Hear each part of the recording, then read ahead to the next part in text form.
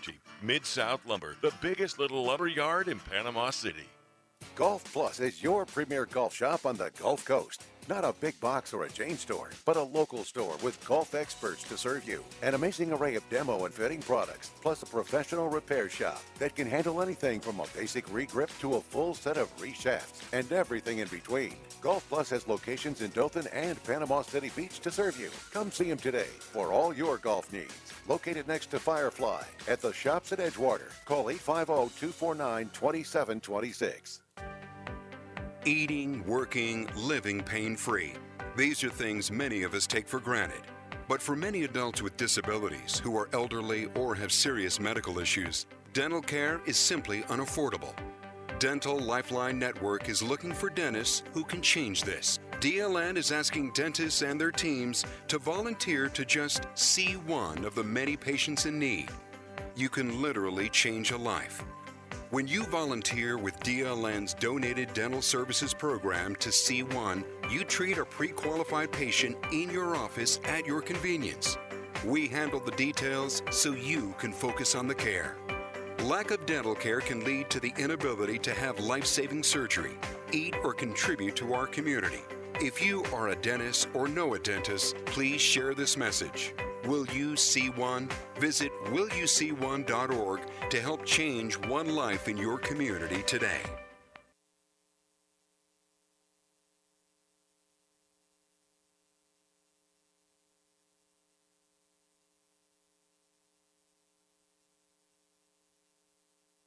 Transmission starts in 3, 2, 1. Broadcasting from the Rib Crib Radio Room. The Afternoon Underdogs are taking your calls live. 850-215-6290. 104.3 ESPN Northwest Florida. GSX Lynn Haven, WTOT, W271DN Mariana. WVLQ Port St. John. Powered by Pepsi. ESPN Northwest Florida.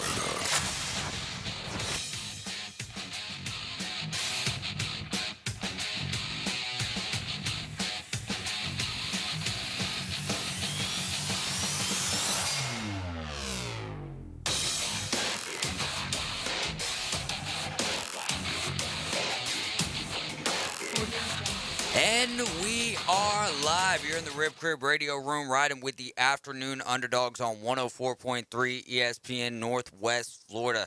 Let me turn my headphones up just a little bit here because I cannot hear myself yet. Turn it up right there. Appreciate you, Miles. I'm David Hayes along with Miles Lashley and Max Delight, and Coach Siegel will be here in just a few short moments. It's Overreaction Monday here in the Rib Crib Radio Room, and we're going to be giving some overreactions. We've got a lot of stuff going on this afternoon. RJ Starcevich is going to join us to talk about the crazy race yesterday in Kansas and what's next for the playoffs for NASCAR. We've got trivia at 4:45. College football, we'll dive into that a little bit heavier in hour number 2, looking at week 2. Definitely a crazy Saturday in Austin, no doubt about that. But let's start with the NFL. Let's start with the latest and greatest game that we had last night. The Bucs taking down the Cowboys 19-3. Not a surprise there. And I'll ask the question, is it surprising to you that Dak's already out? Not to me. The Cowboys have just been stale the past few years. They can't get too much done, doesn't seem like. They could barely move the ball last night. The Bucs could move the ball last night, but they weren't getting in the end zone. But other than that, I mean, the Cowboys, they have one receiver, CeeDee Lamb. I don't know who the rest of them are, besides their tight end, Dalton Schultz. I have no clue who the rest of their receivers are. So they obviously need help there. And I just saw a minute ago that Mike McCarthy has a list of every quarterback he can get right now. Yeah. He's carrying that around with him. So hopefully no one else knows what's on it? Everybody has that list, every coach, I'm sure. Yeah. But Mike McCarthy's carrying it around with him. So he's hoping he can make some magic happen, but I don't see it happen. So you're not you don't believe? Are you a Cowboys fan too? I'm not. My dad is. I root for Jameis Winston. That's my guy. Okay. I respect it. He's a player guy. Hey, how about that game yesterday from them, though? But we'll dive into that. So he's out for 6 to 8 weeks, Dak Prescott is, after the thumb injury. Slated for surgery today. He may have already had that. Is it time to panic, Max, in Dallas? Yes. Yes? Yeah, hit that big red button now. Well, man, it's such a waste because last year that was one of the most loaded offenses too. I think they had the scoring title in the league. Yeah, they did. And it's just Mike McCarthy, the stuff he gets his hands on. I feel like he messes it up. The good thing for the Speaking Cowboys, of the Packers fans right now of the past, huh? Good thing for the Cowboys though right now is I think with my sources that their next coach will be Sean Payton. Yeah. So we're already I feel jumping like way everyone- ahead into the show. Well, I here. mean, I'm hitting the panic button bad. I can't see the Cowboys winning with who is it? Cooper Rush. yeah, Cooper Rush Do you is think- the. Do you think they're just on the phone right now, San Francisco, trying to get Jimmy G? Well, no, I mean they could be. Yeah, they could be on the phone with him, but San Francisco's watching the film of the game yesterday, and it's like, no way. And we're holding on to this guy. I mean, you've got a better chance of maybe after the result of what you saw in Miami yesterday against the Patriots, maybe trying to snag Teddy Bridgewater away, or do you try to make a move for the Browns quarterback until Week 11 and Jacoby Brissett? Would the Browns even entertain a situation like that? I mean, there's just not a lot of places to go. You can have that Mike McCarthy list that every other team in the NFL has of the spare quarterbacks, but I mean, dude, it is time to panic for the Dallas Cowboys. But you look at the box score from last night. He got injured in the fourth quarter and only 134 yards passing, no touchdowns, 3 points on the board, 1 interception. They put up 3 points, and that was early on in the first quarter. So smash that under. Smash that under. I hit that Cowboys under last night and the Bucks ML. They're just getting a little disrespected with that O-line. There were so many O-line injuries on both ends, and I was like, man. Yeah, the Bucks did look a lot better than I thought in that game. Julio Jones, is he back? I mean, on that long shot That's to him on gonna that. pain you a little. It doesn't pain me because I was excited to be able to have him on the squad last year, but I mean there's a big difference. Even though Ryan Tannehill's dead cap hit is more than Tom Brady's, there's a big difference in Tom Brady and Ryan Tannehill throwing you the ball. So I think that the way that they're including him into that offense, it's good for Julio Jones, but still, if I'm the Cardinals or the Bucks in this situation, DeAndre Hopkins, he's going to miss the first 6 games due to the PED suspension. But if I'm the coach of either one of those fellas, talking about Julio Jones, DeAndre Hopkins, and I've been saying this for 2 years now, you're not playing until Week 8. Now, but what he brings to the offense, especially with Chris Godwin and the hamstring injury, he's gonna be huge for the Bucks, I do believe. But that's also, we're talking about older guys here, and an injury to Julio Jones could really cause some problems until Chris Godwin gets healthy. I don't think that. I think Kyler Murray needs DeAndre Hopkins a lot more than Tom Brady needs Julio. I will agree with that. I saw Kyler yesterday. They didn't put up a lot of points. Their offense didn't look that good. He might have already started playing Call of Duty. We don't know yet. But they got to pick it up if they're going to pay him all this money. Adam Goff says the Cowboys should get on the line with the Ravens and trade for Huntley, the backup quarterback, and the backup to Lamar Jackson. That's not a terrible idea. The best backup on the market right now is Gardner Minshew. I mean, all No, right. I would say, where's Andy Dalton? Saints. So they need him. Yeah, you got it. Well, I mean, how often they're using I know we're kind of jumping all over the place right now, but the Saints using Taysom Hill. And that's the second reference to that game already. Jameis couldn't get it done in the first half, so pull out your other weapons. Yeah. Use Taysom Hill. And then Jameis turned on the Jets in the fourth quarter and I think had 200 yards passing. So, how about Mike Thomas being a factor again? I've got him in our league, so I'm hoping to. I was excited to see him back, what he can do. He's still the same player. Doesn't seem like he's missed a beat too bad. He's still slant boy. Yeah, still running those slants, but still making incredible catches. Jarvis Landry was a huge pickup for him, though. And he showed that yesterday. I mean, such a crazy week 1 yesterday. As a Titans fan, just wow. To Brian Daboll and the Giants for their courage to go for 2 there. Saquon Barkley being back. Patrick Mahomes doing it without Tyreek Hill. Tyreek Hill basically catching every pass that Tua threw yesterday. what's so crazy to me with Tyreek Hill is he goes up one play, grabs it from the defender's hand one-handed. Very next play, wide open, and he drops it. It's Likes to be challenged. Well, normally with Tyreek Hill, his weakness, if you will, is catching in traffic. Yeah. And but I'm excited for the Dolphins. There's some big question marks surrounding the Patriots. Obviously Dallas now. So the NFC East looks to be not wide open. It's pretty much the door was shut last night, and it looks like the Philadelphia Eagles are heading back to the playoffs. You must have not watched that Commanders game. Carson Wentz, besides his interception to Miles Jack 2 feet in front of him, Yeah. he looked really good. Well, he was great at the house for the Colts last year, but the problem was Week 18 against the Jaguars. I don't buy. I want the Commanders to be good because I like Ron Rivera. He seems like a genuinely good and authentic person, and same with Wentz. Whatever happened to Wentz that MVP caliber season that he got hurt, I feel bad because I feel like we're still seeing a shell of what we saw when he was so hard to bring down and everything. And I don't know if do you guys ever listen to the Guess the Lines, the Bill Simmons and Cousin Sal pod? They were saying they think that by week 9, Carson Wentz is going to be working in a Waffle House. He's going to be out of the league. Nah, I don't know about that, but Yeah, he every game or two he does make some very, very questionable plays. Yeah. And that's not what you want as an NFL, or if you're an NFL head coach, from your NFL quarterback. That's a pretty likable team, though, from an outside perspective. Terry McLaurin's awesome. Scary Terry. Oh, if you're an Alabama fan, Antonio the Gibson's. Washington Commanders got to be your second favorite team, basically, because they have. Program.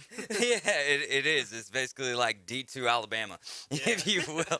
Well, I guess it would be Division 1A. Since they're pros and made it to that level, the only thing they really need to do is just reach out for one of the 3 Alabama quarterbacks that, in my lifetime, I never thought that we'd see 3 Alabama quarterbacks starting at the same time in the National Football League. What are some other games that kind of stood out to you outside of your team? Caveman Rick says, yo, Max, how are you feeling after your beating yesterday? I'm assuming he's talking fantasy football there, and we'll get more into fantasy football. We'll get more into fantasy football tomorrow afternoon once we conclude the Monday night game tonight. Got a big one, and that'll be right here on 104.3 ESPN Northwest Florida. That's the Broncos and the Seahawks. Russell Wilson taking on his former team. That should be good. But what's a game that stood out to you outside of your team? Max, start with you. We start with Miles. Yeah, I got a great one. Yeah. Eagles versus Lions, 38-35. I've watched Hard Knocks this whole year, every single episode. After watching that, and just their coach, Dan Campbell, such a great guy. Dude. And them rally around him. Even though they lost, they put up 35 points. I think they're a force to be reckoned with this year, and they're going to beat a lot of teams that they have no business beating this year. They looked all together pretty good that whole game. And just for them to put up 35 points in a game, I haven't seen in a minute. Yeah? Yeah. I like that take. Yeah. And, I mean, not to cut you off, Max, but, first off, Dan Campbell, touching on that note, on the sidelines in a T-shirt and just a regular old ball cap. If you saw this guy working in a Waffle House, you wouldn't even blink twice, So that was really cool to me. And just when you hear his speeches, it's like, this dude not only makes you want to run through a wall, but also you can tell he's sincere. Yeah, he's the definition of a football guy. Yeah, he is. He's what Pete Carroll wants to be, authentic. For me, it's got to be the Steelers. I know we were talking about this in our chat yesterday. Let's go, Burrow. But I know. I mean, it's tough for me watching Trubisky, in a functional offense. Yeah. But that defense, I think the steel curtain might be back. I know we were talking about in our chat yesterday about how it kind of goes unnoticed that Burrow has sustained so many injuries for how young he is, and he is very good. And he had a great playoff run, obviously, but he still makes a lot of mistakes. And I think Mike Tomlin is an exceptional coach who really exposed him yesterday. I got a question for you. How many more times this year do you think Burrow throws 4 interceptions in a game? I'm gonna say none, but I'm gonna say I'm gonna say he throws 3 picks 2 more times. I like 3 picks 2 more times. He's so talented, but he's still young enough where I think some of those really experienced coaches Like, Speaking of speaking coaches. of experienced coaches, I think what Tomlin is just like, he's your quintessential guy who just wins. He just wins no matter what roster he has. Yeah.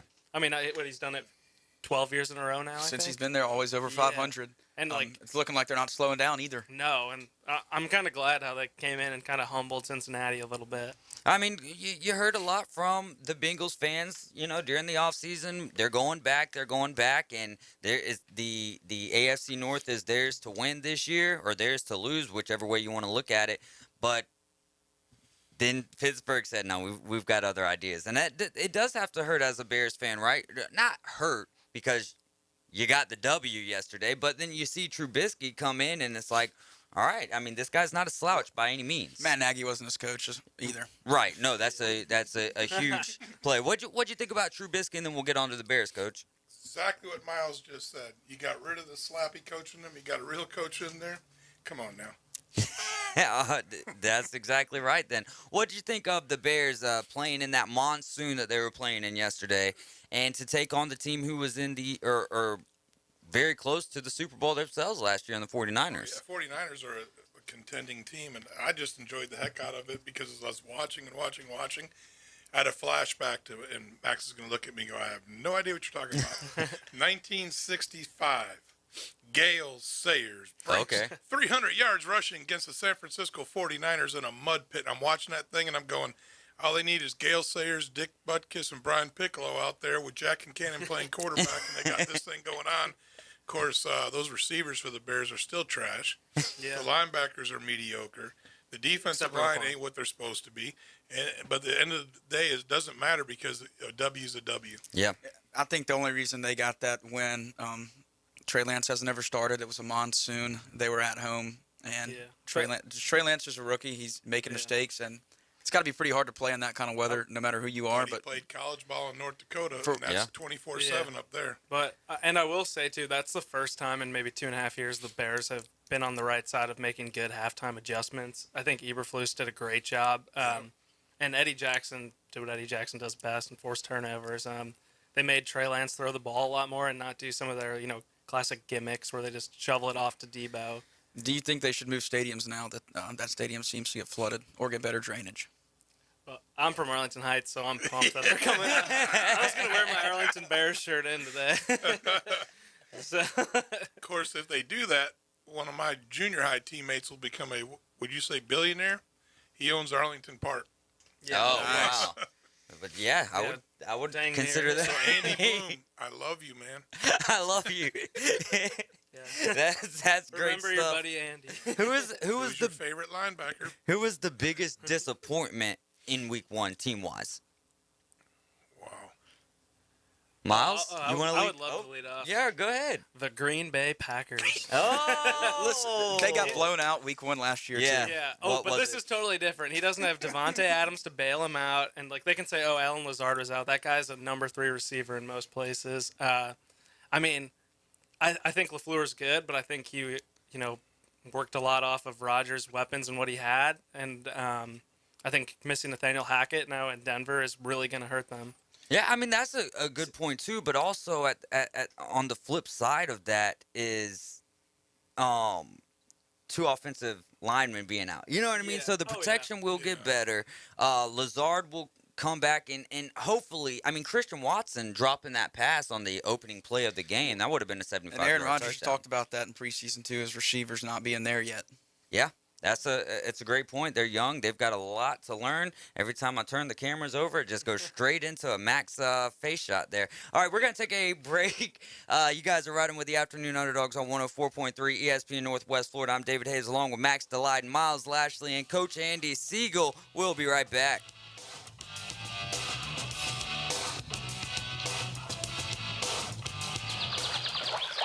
.104.3 ESPN Northwest Florida has the real local fishing report. This is Tim from Bay Breeze Bait and Tackle. Join me every Thursday afternoon at 5:15 during the Afternoon Underdogs and Friday mornings during the 6 a.m. hour. It's accurate, concise content from local anglers right here on 104.3 ESPN Northwest Florida. Weather forecast for this afternoon, spotty showers at thunderstorms with some sunshine and the high temperature near 88. Northwest wind becoming southwest 10 to 15. Spotty showers at thunderstorms overnight near 70 and isolated showers at thunderstorms Tuesday partly to mostly sunny near 88. This weather forecast has been brought to you by KHS and Associates, your source for affordable health insurance. For 104.3 and 102.1 ESPN Northwest Florida, I'm meteorologist Tim Root. Game days are always better at Dave & Buster's. That's because more TV inches, more food and drinks, more space, and more fun make the game we all know and love more special. Nothing beats seeing your favorite team take the field on the two 12-foot big screens or 26 75-inch TVs. Throw in the arcade experience and you've got a winning atmosphere that no other sports bar can deliver. Follow the fun at Dave & Buster's, Panama City Beach on Facebook and Instagram. Eat, drink, play, and watch sports at Dave & Buster's. PCB Coins and Cards is the beach's premier hobby store for sports cards, coins, and trading card games. PCB Coins and Cards carries the largest selection of boxes and packs from the latest releases of brands like Topps, Panini, Leaf, and more. Looking for a specific player or team? PCB Coins and Cards has a wide assortment of raw and graded cards. They carry parallel, rookie, game used, and autographed cards in both modern and vintage. Have a collection you want to sell? Bring it in and let us take a look. We buy, sell, and trade. PCB Coins and Cards on Back Beach Road just east of Florida Linen. Call them today at 850-320-8388. Doing what other stations can't. The Afternoon Underdogs is live and local inside the Rib Crib Radio Room. 850-215-6290. When you have completed dialing, listen for the ringing signal. 104.3 ESPN Northwest Florida.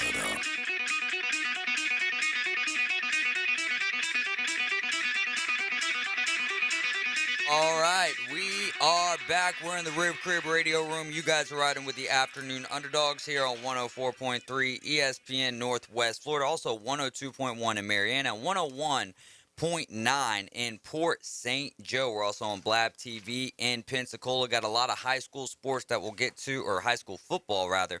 At 5:45 today, got the great coach Andy Siegel in the building with us. But let's talk about some overreactions here on this Overreaction Monday. And you guys just say, is it an overreaction or not an overreaction? The Chiefs' offense is going to be even better without Tyreek Hill. Is that an overreaction or not an overreaction? Let's start with Max. I think overreaction. I know sometimes people lean on one guy. I know the Lions' offense kind of opened up after Calvin Johnson, even though, in my opinion, he's still the best receiver. But I would say it's a overreaction. Miles? Yeah, that's a big overreaction. What Tyreek Hill brings to the table, nobody can replicate that. Without them, you're losing something, obviously. And the Cardinals' defense didn't look there at all. Looked like a college team. They were just slicing them up, the Chiefs were. They're going to get some competition here in the next few weeks, and we'll see what they're really about. I know we're talking. I know that we're talking Kansas City Chiefs offense, but I gotta talk defense for a second and just ask you a question, Miles. Too much Call of Duty for Kyler Murray? Yeah, I think so. There's a reason they wanted to add. There's a reason they wanted to add that into his contract, and it's if this is the track they're going to go on. They're going to be like, well, man, we shouldn't have got rid of that in the contract. We should have added those 4 hours in there because look what he did week one. If this continues, they're going to be very upset with the decisions the front office has made. I agree, and I think part of it's on Cliff Kingsbury. I think he's a little overrated for what he's accomplished. Oh, nice. Good stuff there. Coach, what are you thinking here? Chiefs offense better without Tyreek Hill? Anytime you use a guy's a vertical stretch guy, you're never going to be better. But I think I want to take a different answer both because I just think it's going to be about the same. They'll do some different stuff with Kelsey and find other ways to move the ball around. And instead of knowing that, okay, when we're in a jam, kind of like Max said, we'll just send that little sucker down the field and throw it as far as we can. Yeah. And then as far as I'm not going to agree with him on Cliff because I coached against Cliff when he was a player when I was in Canada, and I've known Cliff when he was a player and as a coach and GA and all that other stuff. And he's a pretty sharp guy. I just think that quarterback isn't exactly what y'all think he is. He's a good quarterback, but he's not an elite quarterback. And I think they think he's an elite quarterback, and he's not. That is going to be something to unpack, not just the rest of the show, but the rest of the season, because there is so many people that's high on Kyler Murray really because of his versatility, his duality as a quarterback, being able to be a threat on running or passing the ball. But I'm leaning towards agreeing with you. I think that he's not as good as what people make him out to be. He did get the bag, and how often after they get that money do you just kind of see things unravel? I mean, take a look at the guy that's playing quarterback for the Panthers right now. Wasn't he not the quote-unquote the elite second coming of whoever, for the Browns? And where is he now? He's losing to the Browns because Cade York can make anything inside of 70. Yeah. You like that? I mean, you just got to get it to midfield, and you're instant scoring all day long with that guy. Oh, my. That guy might be the rookie of the year this year. Watch. Kicker. Oh, I mean, or you can go with the Chiefs kicker, and I'm not talking Harrison Butker. How about Justin Reed, the safety for the... Speaking of kickers, I just want to point something out that I saw that I've never seen, and I've been involved in football since 1975. The Bears holder. You're going to say the towel. 15-yard penalty for bringing a towel on the field. If I were him, I'd have taken that thing and run it up like a rat and smack that. Hit him with the rat tail? Yeah. How wild is that, though? So you've never seen a penalty like that called? I mean, I knew it was a rule, but like... Didn't he try to dry the ground with the towel? Yeah. Was it not illegal when the Patriots pulled out the snowplows and shoveled the line so they could kick one? But that was okay. Oh, that's New England. Never mind. Yeah, I was about to say, there's the big difference. There is the Patriots and the Bears. So, but in big games, what's the record between the Bears and the Patriots? 46-10, 1985. Yeah, I'm just talking about the NFL taking the Patriots and making them their darling. Good reference. Yeah, great reference. The Bills are going to win the Super Bowl. Overreaction or not an overreaction? I think overreaction. I'm just going to go against the grain here. I think, when Vegas has a favorite this low, they know something we don't. And I don't know. They're obviously a wagon, but you still got to get past the Chiefs, and that's not going to be easy. The Ravens are tough. I think they have a tougher road, and I think people are really – I think they're really dang good just about everywhere, but I think people are gassing them up a little too much. I think it's if they don't win the Super Bowl and at least get there, if they lose the Super Bowl, that's a chalked up L for their whole season. That's their whole goal. They have the best team this year, in my opinion. If they get there and lose, that's a lost season. I'm agreeing with Miles. I mean, honestly, they're loaded. And again, I got personal reasons.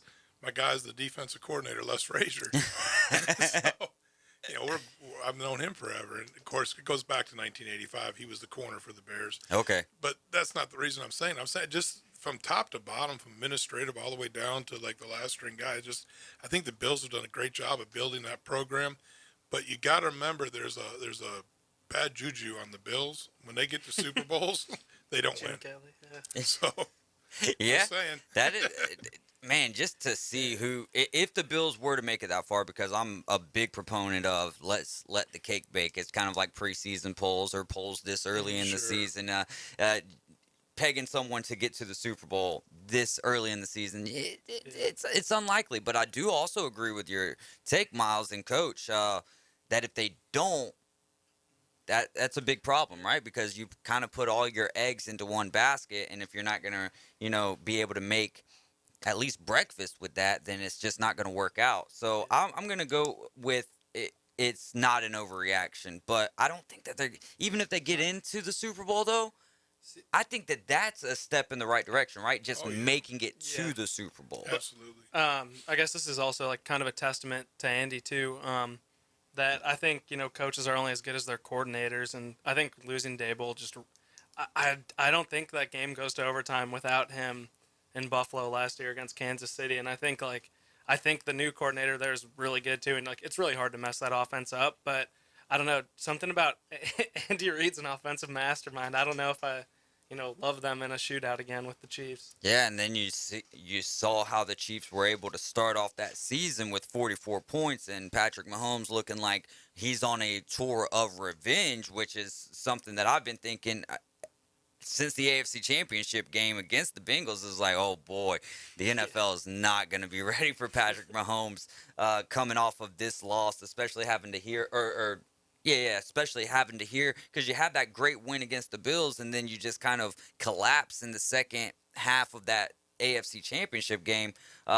He's got a bad taste in his mouth, and I don't think that they're going to stop putting up points until they're going to be putting up a lot of points week in, week out, and they're not going to stop until he's got the Lombardi Trophy back in his hand. Jimmy Garoppolo will be the 49ers starting quarterback by Halloween. Overreaction or not an overreaction? I think you're right on the money. I know it was bad situations, bad weather yesterday with Trey Lance, but he's got to be more careful, take less shots, and take care of the ball more. If he plays like this the next few weeks when it's sunny and 75 outside and he's not playing good, I'm giving it to Jimmy G. I'm sure there's a little pressure there though with Jimmy G being right behind him because he knows if he messes up, this guy's going to take over and I'm going to be sailing out of San Francisco. What you got, Coach? What you got, Coach? That was awesome.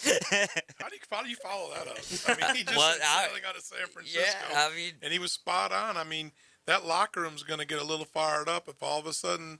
He's a young kid. Did you see the look in his eyes? His eyes got big like Bambi, you know. And then the thing is, I heard the announcer say something was kind of interesting.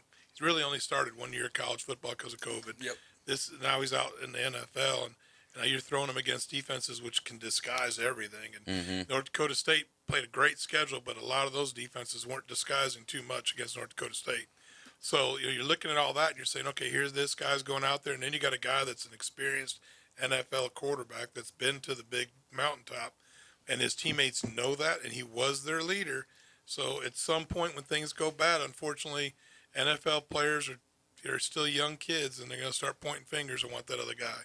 That's another amazing take there. I'm going to say it's not an overreaction at all. In fact, I think it would be an overreaction if it takes till Halloween to make this happen. You know what I mean? Because put the ball in Jimmy Garoppolo's hands. You see the record when he's the starting quarterback compared to when he's not the starting quarterback. They already started off on the wrong foot here with the loss against the Bears, which, it was like, what was the focal point of that game for most people, at least for myself, right, was Trey Lance versus Justin Fields.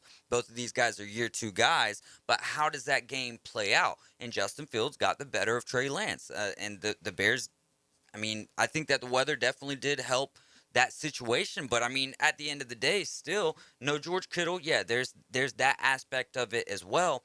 But at the end of the day, that's the game of football. You have to be able to play in all types of weather. Yeah, I'm super biased here.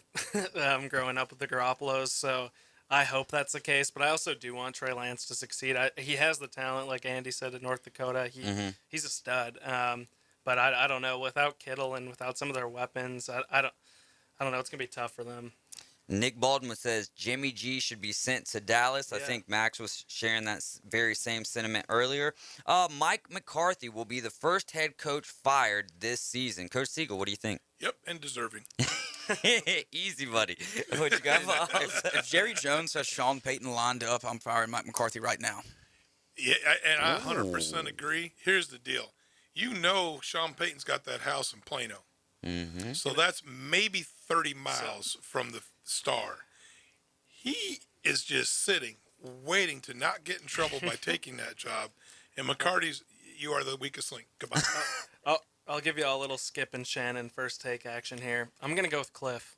I'm saying that just because I think McCarthy is going to get bailed out by Dak going down. And unless they replace him with someone, I think it'll buy him enough time where he might make it through the season.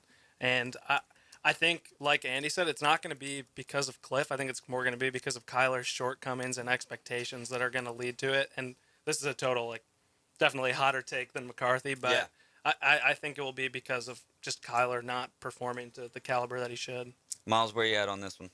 I just said if Jerry Jones has Sean Payton lined up, fly him in right now. Do you think that's an actual possibility? I do, 100%. Well, first off, that's going to tick off the entire New Orleans fan base, right? Because no, I know that it doesn't matter. And Jim Jerry McMahon Jones do that in '85 too. Yeah, no, that's all right. I don't know. He called them all bad names.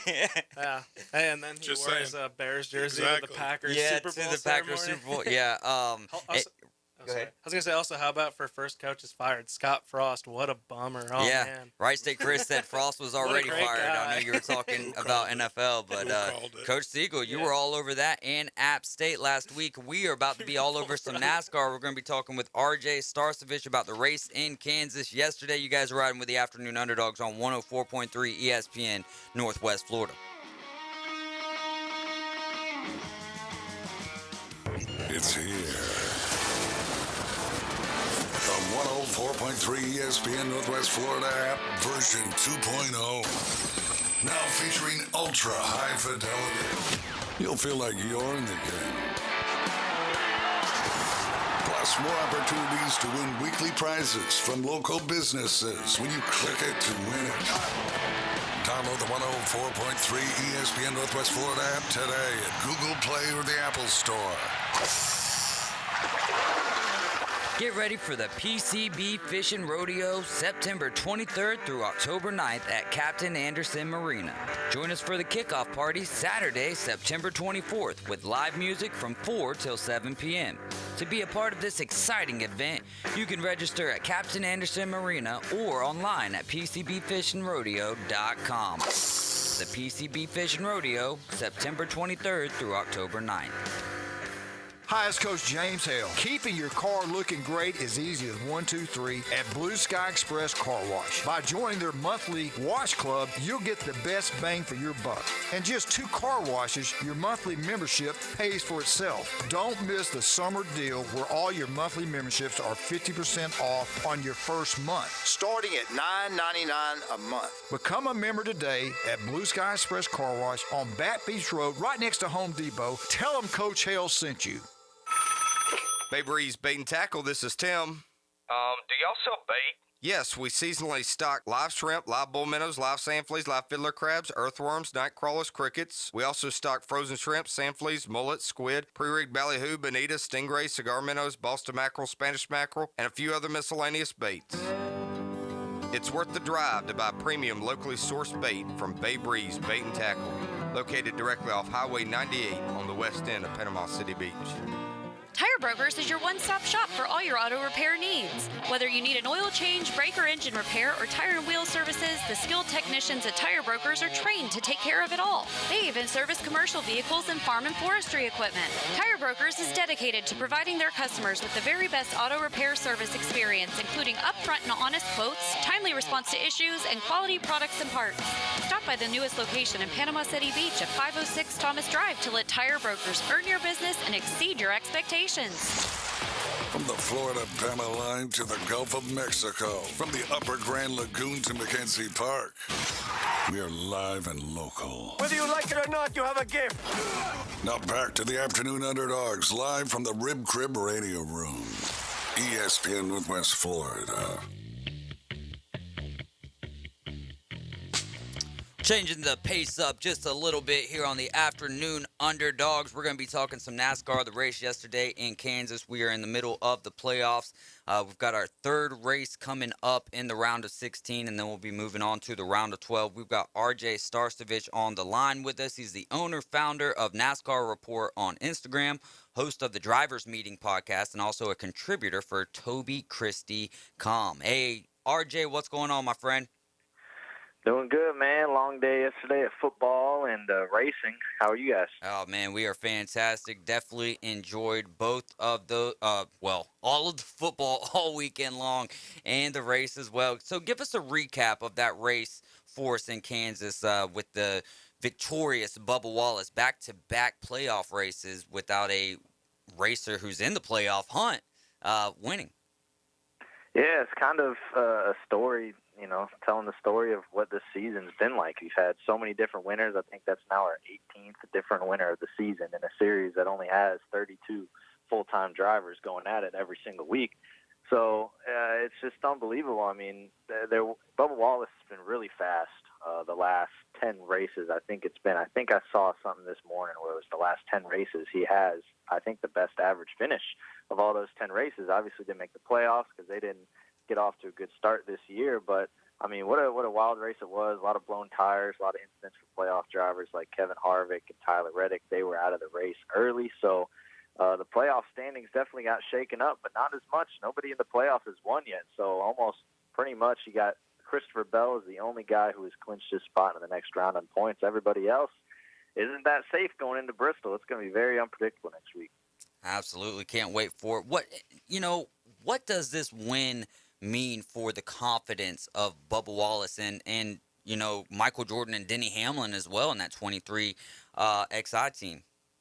Oh, it's incredible. It's incredible for Bubba, the whole team, because they really struggled at the beginning of this year. And they had a struggling year as far as the crew. They made some changes on the pit crew, made some changes with personnel, and all of a sudden, in the middle part of this year, they started doing really, really well. And the reason why a lot of people may wonder why he's not in the 23 instead of the 45, well, they did a little switcheroo because Kurt Busch, usually driving the 45 car, he made the playoffs, but he revoked his spot because he's been injured. So he might miss, the rest of the year, but he's missed at least the last, I think, 5-6 weeks.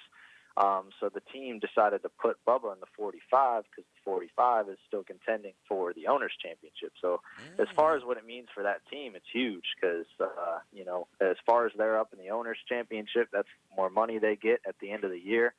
So, I mean, just a momentum spark, though, for sure. Like, definitely a much-needed win for Bubba and that whole entire organization because they're still new and they're still getting their feet wet here in the series for sure.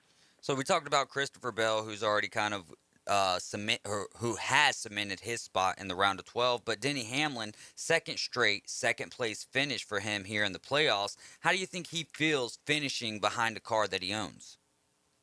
Yeah, I think it's definitely mixed. Watching his post-race interviews yesterday, obviously as a driver, he was doing his best to go out there and win for his team. He was contending for a championship, and he's still looking for his first championship as a driver. But obviously, I'm sure if he were to finish behind anyone in the field, he would choose it to be the car that he owns. So I think he was still upset yesterday that he finished in second place. But I think going into Bristol, like you said, 2 straight second place finishes. He's got 47 points over the cut. He can basically clinch his spot in the next round, basically by just running a decent amount of laps at Bristol and getting maybe a few stage points here and there, a decent finish.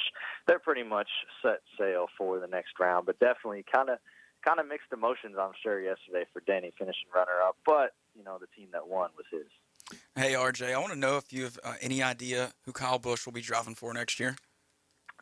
Yeah, so the reports that are coming out, the announcement's going to be tomorrow at 10 a.m. Eastern, but the reports that have been coming out is that Kyle Busch is going to head over to Richard Childress Racing for the near future at least, which is definitely a bombshell of a move going over to Chevrolet. As a lot of people know, Kyle Busch has his own truck series team that's been kind of in the Toyota realm for a while. It's not yet for sure what's going to happen with that, but I assume it's going to stay in some capacity and move over to Chevrolet. But really interesting, Kyle Busch and Richard Childress Racing, kind of a pairing that nobody really saw coming, but here we are, and that is likely what's going to be announced tomorrow morning, I think, 10 a.m. Eastern. Do you think they have an idea of who the main sponsor is going to be? From what I heard, it looks like it's existing sponsors that they have. They talked to a few new sponsors. I'm not sure. I assume we're going to see a lot of the same companies that have been on, like Tyler Reddick's car, Richard Childress Racing cars in general, on the 18, but not yet for sure. But I know they definitely have some worked out, but I'm sure a lot of those details will probably be revealed tomorrow. So not yet sure, like, exact what sponsors they are, but I believe they do have some in mind for sure. We're talking with RJ Starcevich, owner and founder of the NASCAR Report on Instagram. You're listening to 104.3 ESPN Northwest Florida. Who do you have pegged to be the first 4 out here after next week? Man, yeah, that's interesting. I know my initial predictions were a little bit different than what it looks like right now, but I think initially I had Alex Bowman out. He's kind of proven us all wrong. He's 30 points above the cut. Anything can happen going into Bristol, but you look Chase Briscoe, 9 points below the cut. I don't think he's going to be able to make that up. I don't think Austin Dillon, below the cut right now, 3 back, is going to be able to make it up. I'd like to think Kevin Harvick goes in and wins at Bristol. He's going to be in a must-win situation. He's 35 back, but I don't know if he's going to be able to pull that off. And then the 4th guy out for my predictions for Bristol would be Austin Cindric. Kyle Busch is below the cut right now, 2 points below Austin Cindric, but I think he can make that up at Bristol compared to Austin Cindric. So that would be my 4. Cindric, Dillon, Briscoe, and Harvick, I think we see out this round. That is a nice prediction for your bottom 4 there. So next week at Bristol, do you think that it could be another winner, a new winner here, but someone who's not in the field of 16? I think that is definitely possible with what we've seen. I mean, we've seen Eric Jones win at Darlington. He's very good at Bristol. Bubba Wallace, that team's been on a hot streak. But there's a lot of guys like Chris Buescher below the cut, Martin Truex Jr. for sure that could contend for a win. I think it's very possible that we see somebody outside the round of 16 win the race. We haven't seen these next gen cars on the Bristol dirt. On the Bristol pavement. They raced on dirt earlier in the year, so we haven't seen them race on this surface. But it's gonna be a really fun race Saturday night. I think for sure the parity of the year is going to continue. Who knows? We could see our 19th different winner of the season Saturday night. Wow, that would be some great stuff. Give us an update on what's going on in the Xfinity Series as well. Yeah, Xfinity Series. So they're going into their playoff cutoff race. So this is going to be the last race of the regular season. They only have 12 playoff spots available compared to the Cup Series 16. Obviously, as they start later, they have one less round. Pretty much, Sheldon Creed is the only guy that can point his way in. He's 13 points back of Ryan Sieg. That's going to kind of be the battle to watch on paper because Sheldon Creed's been really fast lately, so he could definitely make something happen. There are some guys back in the pack that could make something happen at Bristol to must win their way in the playoffs, like Brandon Brown, Anthony Alfredo, Myatt Snyder, Jeb Burton, and Jeremy Clemens. Interestingly enough, Jeremy Clemens, he won a few weeks back at Daytona, which would have clinched his spot in the playoffs, but then they got a penalty, took their playoff spot away. They do appeal it tomorrow, so if somehow they do overturn it, they'll get his playoff spot back, and that'll turn everything over in the standings. But I don't really see it getting turned over, so I think everything kind of stays the same. But yeah, Xfinity Series at Bristol is always a really fun one. Under the lights, Friday night, going to be really fun to watch. Friday night lights, and we're not talking high school football. Hey, thanks so much, RJ. Of course. Thank you, guys. Yes, sir. That is your NASCAR update with RJ Starcevich. Go get on Instagram and go follow his podcast there, NASCAR Report. On Instagram. He's also the host of the Drivers Meeting podcast and a contributor for Toby Christie. We're going to take a quick time out. We'll be back in just a few short moments.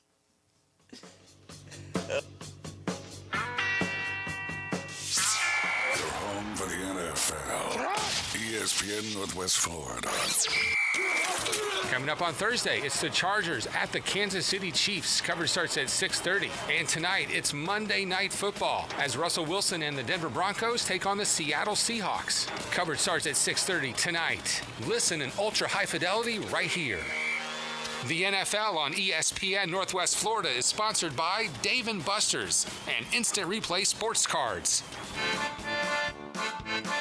Dust off your lederhosen. Get ready for historic downtown Panama City's 34th annual Oktoberfest. Kick off the weekend on Friday, September 23rd with Destination Panama City's second annual Oktoberfest craft beer tasting. Guests will enjoy unlimited access to craft beers, ciders, and meads on the beautiful Love PC lawn at 101 West Beach Drive. Plus, there's going to be food trucks and live music by Sons of Saints. This ticketed event will sell out, so get yours before it's too late. On Saturday, September 24th, Oktoberfest starts at 3 p.m. with fun for the whole family. The free event will have live music, seasonal and craft beer tents, and food booths with authentic German cuisine lining the streets alongside local businesses offering shopping, dining, and entertainment. For more information and tickets, visit DestinationPanamaCity.com. Host!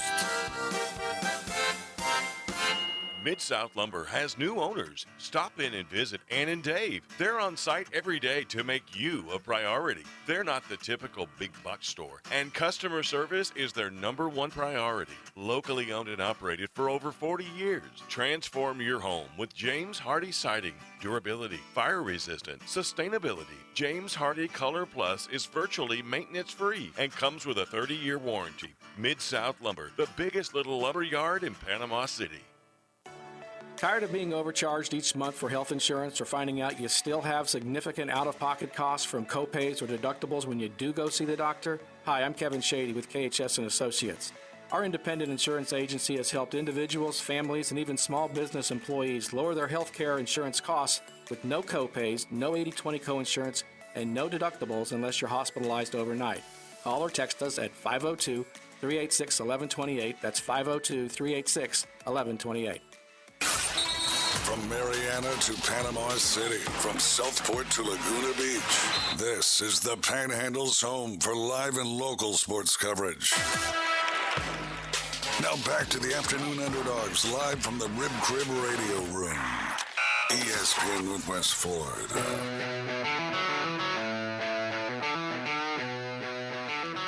We are back inside the Rib Crib Radio Room, popping the top to a fresh can of Buffalo Rock, man. Gotta love it. Big shout out to our sponsors, but especially Buffalo Rock. We love you guys. Trivia time. When was the last time a tie occurred in Week 1 of the NFL, and who were the teams? When was the last time a tie occurred in Week 1 of the NFL, and who were the teams? For $25 gift card to Barbaritos, Rib Crib, and a 12-pack of Buffalo Rock. Still got a great question for Thursday whenever we have Amanda back, man. Sad for them Wisconsin Badgers who fell to the Cougars of Washington State. Big day for the Cougars Saturday, huh? All the way around. How'd the Jets do? Not too well yesterday. Oh man, 850-215-6290. It's time to play the game. What was your best and worst of the weekend? Miles, you got yours ready, or do I need to start it off while everybody thinks about it? My worst of the weekend was probably Alabama going out there and having the most penalties they've had in a game since 2002. That's my worst of the weekend. Okay. They just looked terrible pretty much all around till the fourth quarter, and Bryce Young did what Bryce Young does. That's what a Heisman winner is supposed to do, is lead you down the field on 2 drives and go score. So he got that done, but that's my worst of the weekend.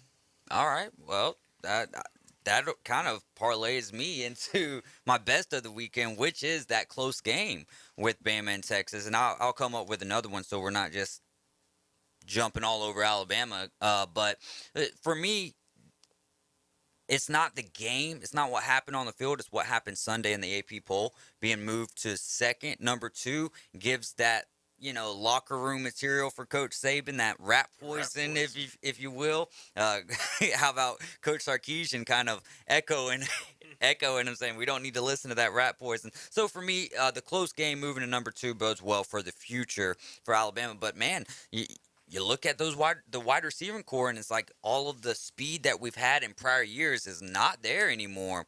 And, it's up to Trayshawn Holden, Kobe Prentice. From what we've seen from Jermaine Burton, there's a reason he's not with the Georgia Bulldogs anymore. You know what I mean? So that's my best of the weekend. Yeah, I'm going to say, starting with my worst, is I cannot believe Notre Dame lost to Marshall. Oh, wow. As I told you guys during the break, my son told me that, and I thought he was lying. And I look at it as, okay, Marshall used to be a really good team. And not that they're not, but there's a difference between mid-major and the elite blue bloods. Marshall is not an elite blue blood. They were in a conference with Southern Miss when I coached in there. So if you're in that conference, you have no business beating the Alabama, Notre Dames, USCs of the world. And I know that Notre Dame and USC shouldn't be spoken in the same breath as almighty Alabama. But, in the history of football, the blue bloods, they are historically, Texas, Alabama, Georgia, those guys, and LSU, those guys are right there. And that's shocking. And no disrespect to Marshall, because I like those guys. And then I thought what was really cool was K-State beating Missouri. I just thought that was a great job for the weekend. Whooping them. Yeah, because I really thought Missouri was going to have a competitive year. And not to say one game makes them not competitive. Right. And I think that's something that needs to be said. And all of a sudden everybody's like, Alabama's good. Look here, Alabama's probably not going to lose another game the rest of the year. Let's just call it the way it is. Yeah. Saban's going to have them guys fired up. Except for maybe Georgia, they're going to roll. And this doesn't mean because Texas lost, that's the end of their season. It also doesn't mean they're not going to go undefeated the rest of the way. They could lose a couple more ball games too. Same thing with A&M. I hate when people go out, one loss, you're done, or one win, you're in. Come on now. It's a long football season, and those are 17, 18, 19, 20-year-old kids that do boneheaded things in a football season. So just sit back and wait. And with that 1-point loss, that's the best case scenario in the event of a loss for Texas, was losing in that fashion and really being in control of that ball game. Yeah, they were, and unfortunately, they lost. They lost by 1 point. And someone asked me once, would you rather lose by 1 point or by 21 points? And I still don't have an answer to it. And I really don't, because if you sit and think about it, would you Would you guys rather lose by 1 point knowing you had it, Right. or 21 points you knew you never really had it? Right. I don't know. I guess it's a little different too with the backup playing 3 of the 4 quarters too. I think that makes it even tougher. See, that's too. another thing. Your backup quarterback, On who one was leg. the starter a year ago, though, Yeah. was out there playing, and he was hurt too. Yeah. So He was limping. Honestly, Quinn Ewers was throwing some of the best passes I've seen. Does he have to cut his mullet now, though? Shoot, I don't know. Because he said, if Texas loses, I'm cutting my mullet. Now, But then there's the asterisk Were of they him not winning being when on he the was field. on the field. Or was it tied? Because some of those deep passes he was throwing were like the most impressive passes I've seen. Oh, this he looked season. awesome. And the kid number 8, Worthy, the wide receiver there. I mean, that guy. Yeah. Heck of an athlete. And I want to take something back I said last week. I said Texas usually plays soft football. You remember that? Mhm. I take it back. Yeah. We got somebody on the line. Texas Richard on the A&M line. plays soft. Richard, you were riding with the Afternoon Underdogs. What you got for us, buddy? Well, you're talking about Texas and, feeling good about themselves because they lost by 1 point. I think that's a dangerous attitude to have. I think it's very similar to what happened with FSU and Notre Dame last year. They took them to overtime, lost, felt great. The next week, Jacksonville State happened. And I've heard several national commentators on podcasts making that point.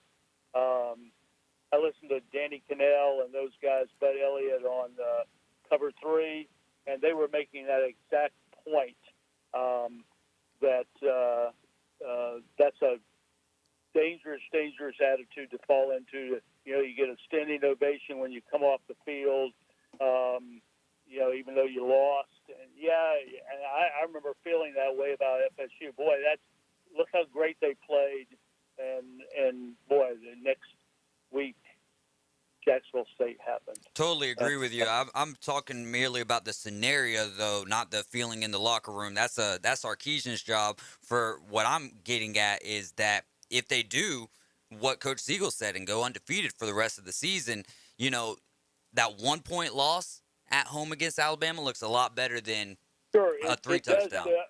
It does to us spectators, but that team, with the backup quarterback, he's largely, I think, a better runner than Quinn Ewers, however you say it, and he's now has a leg injury or foot injury. I wouldn't bet a lot of money on them doing well in the next couple of weeks. I don't know anything about their backup. So anyway, it's just a thought to keep in mind. I mean, yes, if they win a bunch of games and look great against the rest of their schedule, but down the road this won't look so terrible. It's not a bad loss for sure, but I think their season's kind of hanging in the balance, really. Anyway, that's my thoughts. So, Yep, I agree with you there, Richard. Appreciate the call, my man. Thank you. Bye-bye. Yes, sir. All right, so Caveman Rick says, if Ewers plays the whole game, does Texas win? Coach, your thoughts? I think so. He was cooking with peanut oil. He was on fire, and the other kid wasn't bad. I'm just saying his reason he was the starter and the other one wasn't. It wasn't because of his great hairstyle. It was his ability to throw that football in a spot where the guy could do nothing but catch it. And that was the thing that really impressed me, was where he was throwing that ball. Those DBs were in great position. If you go back and look, they were in great position. They weren't playing bad for Alabama. That ball just happened to be in the one spot where it was either a catch or an incompletion. It was never going to get picked. And that was what was super impressive. So, I agree with a lot of stuff Caveman talks about, except for the Eagles. So I'm going to go ahead and say, that was a heck of a throw. What you got, Max? And then hit us with your best and worst of the weekend as well. Oh, I was just going to go into my worst and best. Go ahead. I agree with Andy's sentiments. My worst of the weekend, I was going to say that Marshall win, with all respect to Marshall, but I'm going to go with the Wisconsin loss. Being from the Midwest, I know we don't carry as much of that down here, but that's Wisconsin's third loss in 5 years where they've been a 17-point favorite or higher. I think Paul Chryst doesn't get enough slack on that, and I think they don't get enough slack for how their offense works. Graham Mertz has been nothing short of a bust, and they keep they keep coming up short. It's like they're a 9-3 team every year. So Wisconsin never covers, is what you're saying. No, I didn't take Wisconsin. No. I actually had the under. No, I just think Paul Chris doesn't get enough slack. But yeah, no, that too. that too, though. And then my best of the weekend it's got to go to the Steelers with Tomlin. I think the Bengals have had such high expectations coming into this season. Explosive offense that just got better. They shored up on defense, and Tomlin's first time with a new quarterback, and he won. Hour number 2 is upon us. We're going to dig deeper into the college football world after week 2. You guys are riding with the Afternoon Underdogs right here on 104.3 ESPN Northwest Florida. If you're in Marietta, you're listening to 102.1 FM. And if you're in Port St. Joe, it's 101.9. We'll be right back.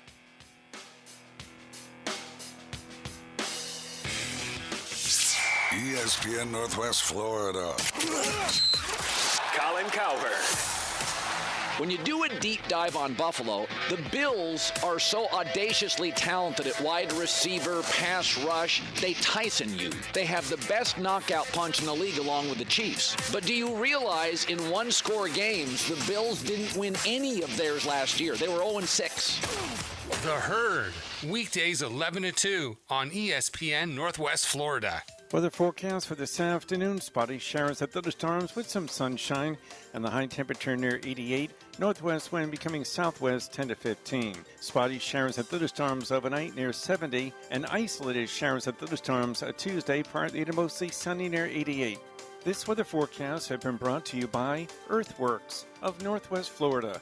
For 104.3 and 102.1 ESPN Northwest Florida, I'm meteorologist Tim Root. Hey there, folks. Welcome back to another college football season. And welcome back to another season of Fansville by Dr. Pepper. That little slice of heaven. Every man, woman, and student section drinks Dr. Pepper like their life depends on it. It does. Where the air is filled with the scent of charcoal grills, and the streets are marked with yard lines. Practical. Where the current trending baby names are Blitz, Spike, and two-point conversion. Adorable. And recruitment starts before you're born. It's a linebacker. Where NFT stands for Not Fun Tailgate, and DIY stands for Dr. Pepper is Yummy. It is. It's the place off-season fever dreams are made of, where the right to life, liberty, and barbecue is written in the town's constitution. Saucy. And the current forecast is sunny, with a 90% chance of the skies opening up and raining down delicious droplets of Dr. Pepper. Grab a bucket. Get ready for anything to happen this college football season on Fansville by Dr. Pepper. The one fans deserve. Grab some today. WGSX Lynn Haven, WTOT, W271DM Mariana, WVLQ Port St. Joe, powered by Pepsi, ESPN Northwest Florida. Lulu's Bar and Resto at Laketown Wharf is the perfect place to eat, drink, and relax. Enjoy a delicious dinner lakeside made with special ingredients. The kitchen is open late until 1 a.m. After dark, the good vibes keep flowing at Lulu's with themed parties and live DJs every single night. Lulu's Bar and Resto, open 7 days a week from 2 p.m. until 2 a.m. with availability for private events and birthday parties. For a complete menu and party schedule, follow Lulu's PCB on Facebook and Instagram. Number of rings since 1987. Dallas Cowboys 0. J-Lo 5. Just saying. Now back to the Rib Crib Radio Room with the Afternoon Underdogs on 104.3 ESPN Northwest Florida.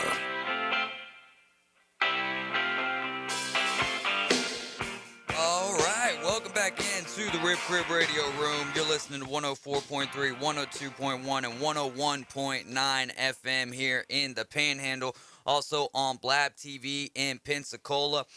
The big news from college football, the games that we've talked about, maybe the biggest news of the weekend, was called out right here on this show last Wednesday by Coach Siegel. Scott Frost has been fired from Nebraska. Miles, your thoughts? About time. If you didn't, I don't know how nobody saw this coming. Everybody should have seen this coming.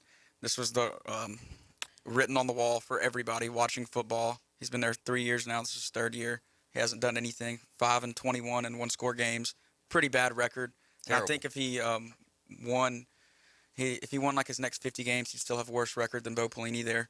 So That's not something to be proud of or good. But hey, look, Nebraska's in the middle of nowhere. That's all they got, so they're going to try to build something.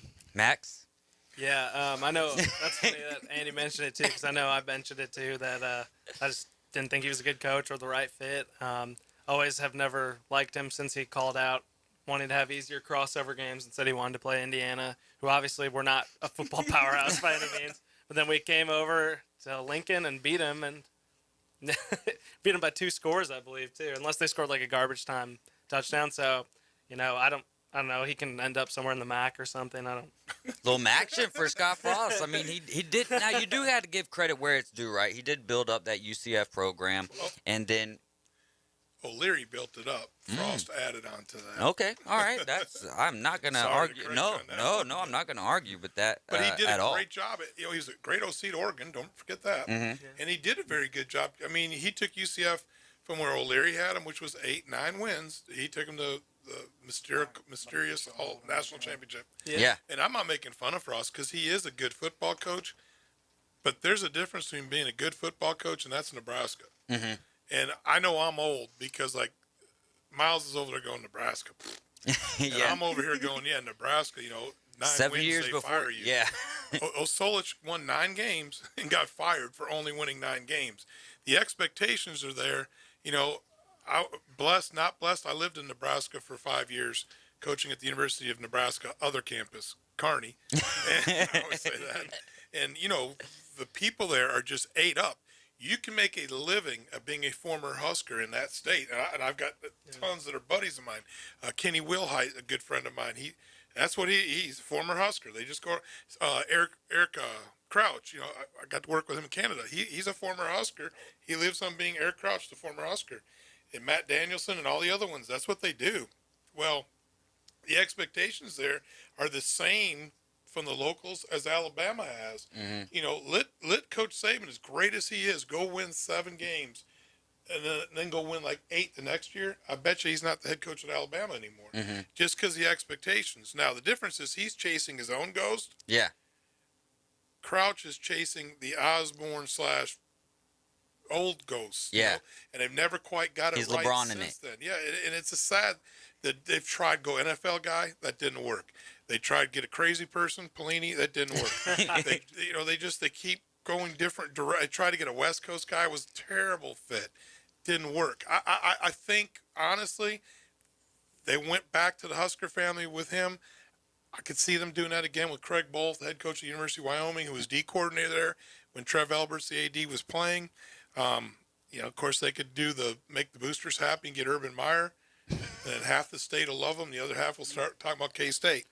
And then, you've got some other guys. Campbell at Iowa State's going to be a guy that's going to be in on it. Mm-hmm. And then one that people aren't talking about right now, but they will be, is Todd Monken, the offensive coordinator at Georgia.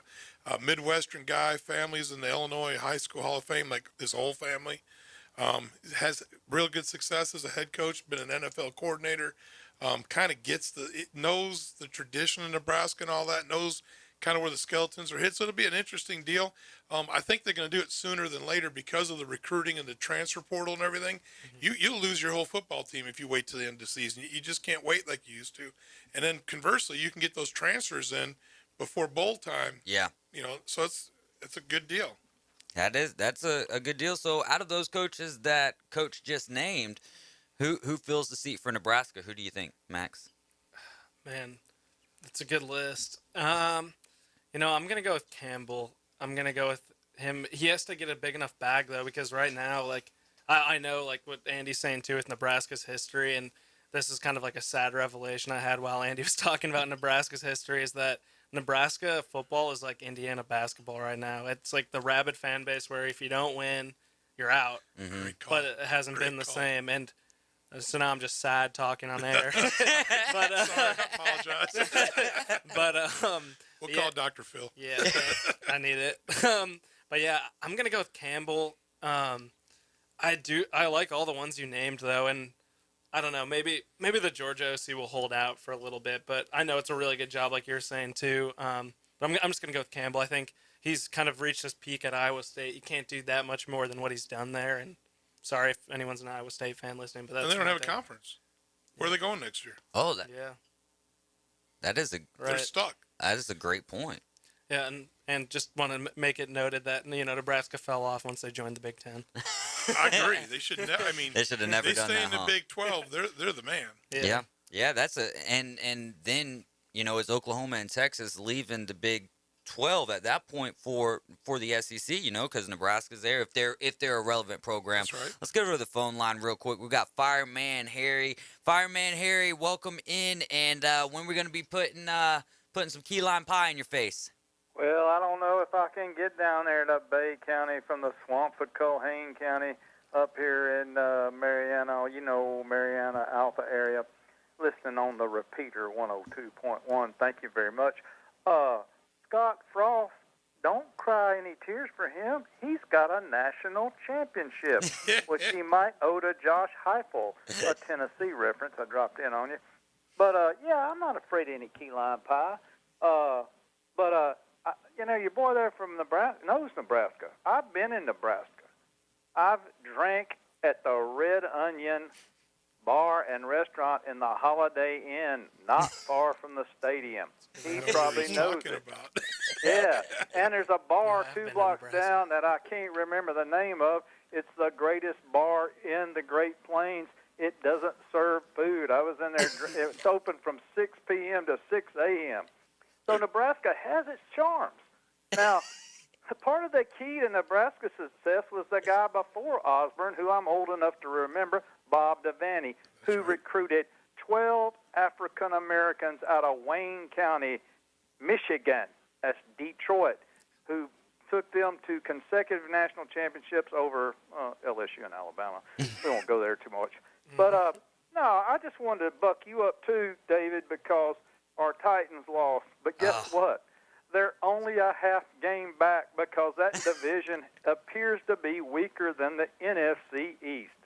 What do you think about that, brother? I think that you're right, man. I mean, we still haven't gotten a winner for trivia, but that's kind of, the game that you're referencing is the Colts and the Texans tie in there after, wow, I thought the Texans were going to come away with a win. And then, the Titans and the Giants and, wow, Brian It worked Daboll. out okay, except for the fact we got to go to Niagara Falls next week on Monday Night Football, and they owe us one because we crushed them in Nashville last year. You're 100% right about that. Well, don't cry for Scott Frost or a year from now for Jimbo Fisher or any other number of coaches who get bailouts like Ed Orgeron. Hey, I think Frost will show up at the Little Rock Quarterback Club following up Gruden, who's rehabilitating himself, and Orgeron, who's rubbing his $17 million buyout into the face of LSU. Anyway, I love you guys. I kind of hang with the oldies now in the morning, but with my brother, Coach Ears Whitworth. He's not really my brother, but our fathers did time together in West Nashville. Oh, did I say did time? Excuse me. Y'all have a great one. I'm looking forward to eating some cream. I want a real one. We're going to have it. We may have to do it up here and send it to you. I want it on Blab TV because I ain't been on TV since the Bozo the Clown show in 1968 in Nashville. Love you, mean it. Bye. Ladies and gentlemen, Fireman Harry. How do you follow that? You don't. You just go to a break. No, I'm just kidding. It's like the LSU FSU If anecdote you had him and about Brian Mike Kelly. together, that'd be it right there. What's that? Him and Mike. You have it all together. Yep. I'll let you in on a little secret here during the break. Same guy. Yeah.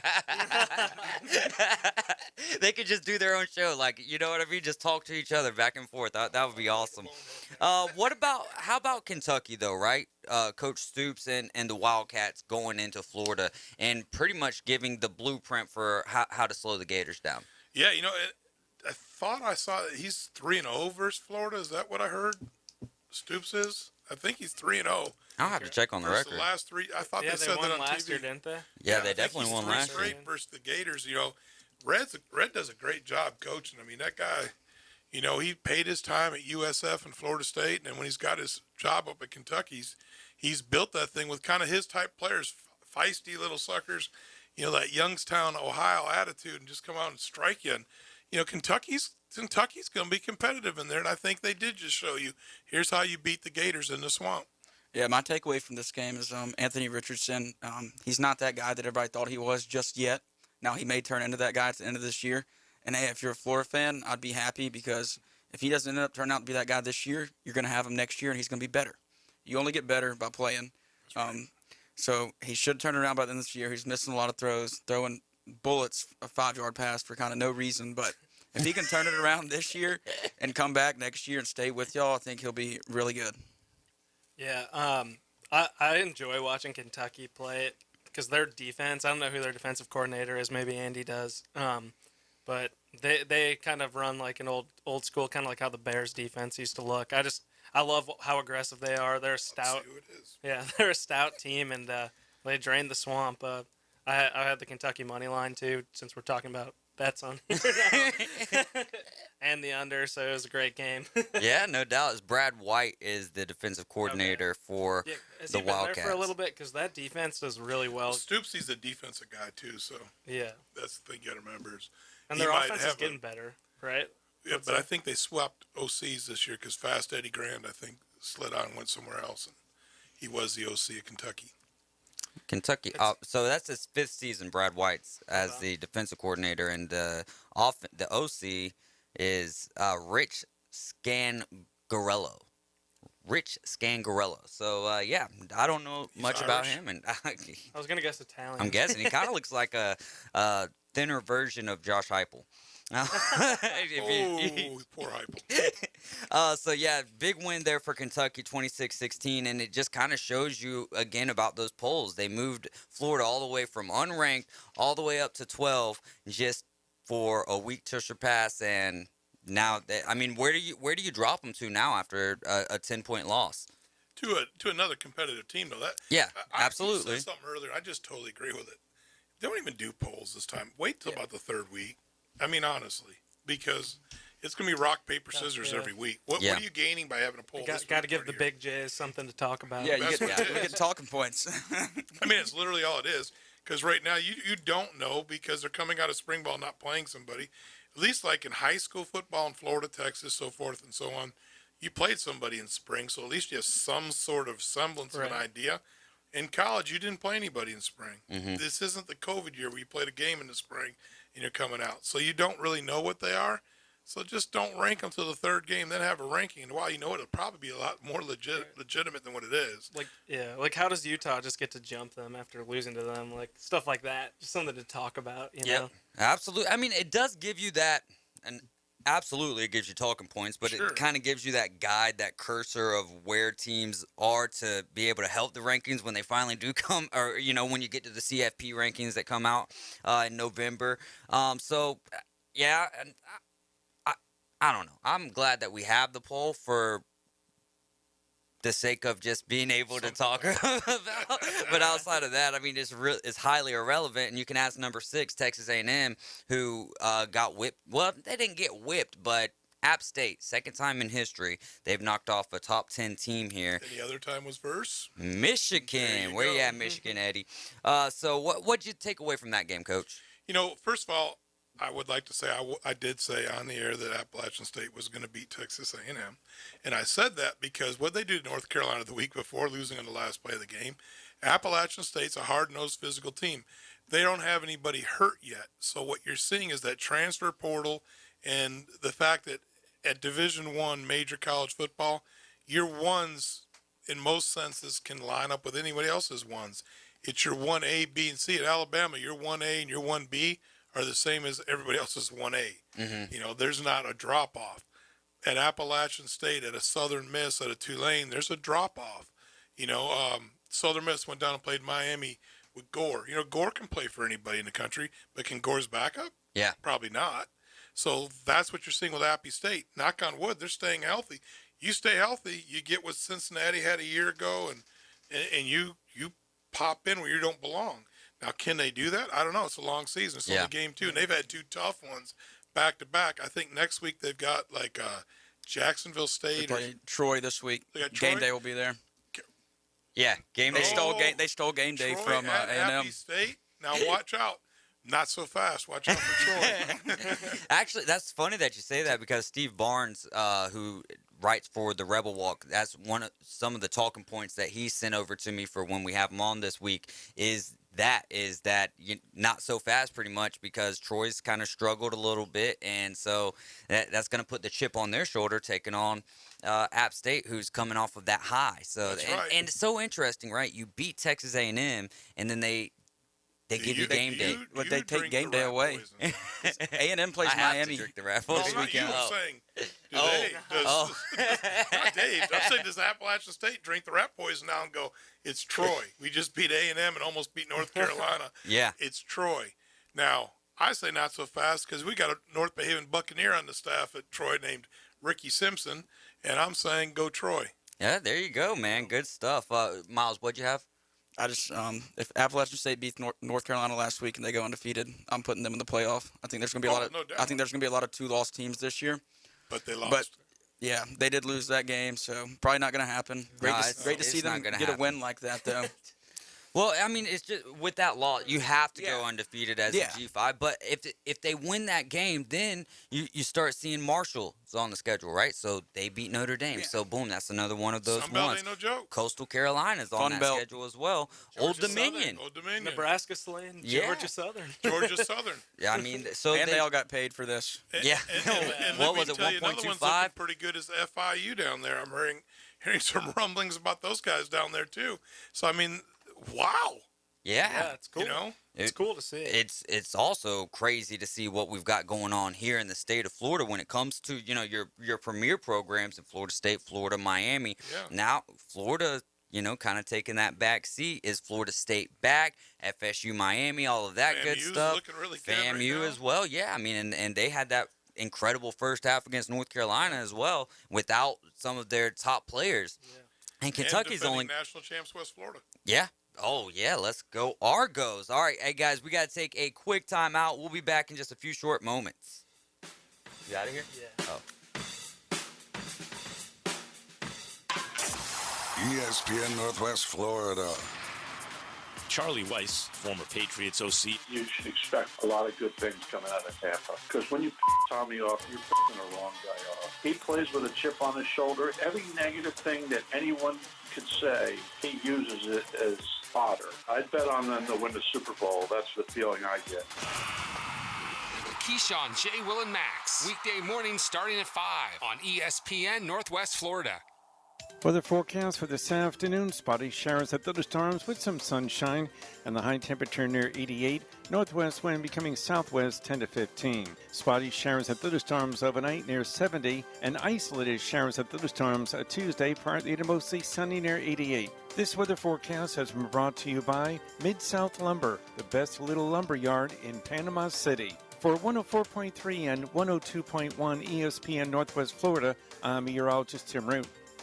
Mid-South Lumber has new owners. Stop in and visit Ann and Dave. They're on site every day to make you a priority. They're not the typical big box store, and customer service is their #1 priority. Locally owned and operated for over 40 years. Transform your home with James Hardy Siding. Durability, fire resistant, sustainability. James Hardy Color Plus is virtually maintenance free and comes with a 30-year warranty. Mid-South Lumber, the biggest little lumber yard in Panama City.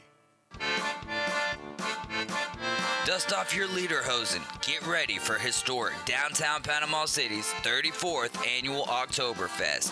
Kick off the weekend on Friday, September 23rd with Destination Panama City's 2nd annual Oktoberfest craft beer tasting. Guests will enjoy unlimited access to craft beers, ciders, and meads on the beautiful Love PC lawn at 101 West Beach Drive. Plus, there's going to be food trucks and live music by Sons of Saints. This ticketed event will sell out, so get yours before it's too late. On Saturday, September 24th, Oktoberfest starts at 3 p.m. with fun for the whole family. The free event will have live music, seasonal and craft beer tents, and food booths with authentic German cuisine lining the streets alongside local businesses offering shopping, dining, and entertainment. For more information and tickets, visit DestinationPanamaCity.com. Host. Live from the Rib Crib Studio. From Tyndall Air Force Base to the Hathaway Bridge. We are live and local. It's the Afternoon Underdogs. 104.3 ESPN Northwest Florida. You're riding with the Afternoon Underdogs right here on 104.3 ESPN Northwest Florida and Panama City, 102.1 in Marietta, 101.9 in Port St. Joe. If you're in Pensacola, Mobile area, we are on Blab TV. If you don't have Blab TV through your TV service provider, you can get that on your Fire Stick or Roku. Just go to the channel search and type in BLAB TV. All right, so we talked about Kentucky. We didn't really get to dive deep into Marshall Notre Dame. Marshall getting the win there 26-21. What was your takeaway from that, Coach Sequel? I really thought Marshall out-physicaled them. I mean, I really did. Usually when those upsets happen, it isn't because one team out-physicaled somebody. It's one of the mid-majors upsets a big one by getting some big plays, big turnovers. Like I flash back to that Appy State-Michigan game a few years ago, and I think it was a block kick or something that really kind of turned that thing around. Yeah. That wasn't the case at Marshall. I mean, yeah, I know they had a pick six, but I really just thought they matched Notre Dame's physicality, and I don't think Notre Dame expected that to happen. Yeah, and you see a lot of those smaller schools, their physicality wear out throughout the game versus those blue bloods. Marshall, that did not happen to them, and they got that pick six at the end of the game to seal it, to go up 26-14. Yeah. And that just shows you they were still playing hard when they were up 21-14, knowing, hey, we got a few more minutes and we can have this thing, and they did. Here's how goofy I am. I didn't even know Doc Holliday wasn't still the head coach at Marshall. So I start getting ready to text him and go, hey, Doc, great job. And then Bear said, what are you doing? I said, man, my friend Doc Holliday is head coach at Marshall. He goes, I don't think that guy's Doc Holliday. He's showing me on TV. That's not Doc Holliday. That's not Doc Holliday. What's another good one here? Oh, how about the religion battle? The Baptist versus the Mormons. I thought I was going to get in trouble last week on that one, but it didn't. I really thought BYU was going to lose that game to Baylor. I was convinced, and unfortunately I was wrong. It was an overtime game. Two good football teams got after it. I think in both those cases, I know this goes against everything I just said too. Either team wins, either team loses. It's not going to hurt either one of them. I think they know that they're both got a long season ahead of them. They're going to have some good things happen.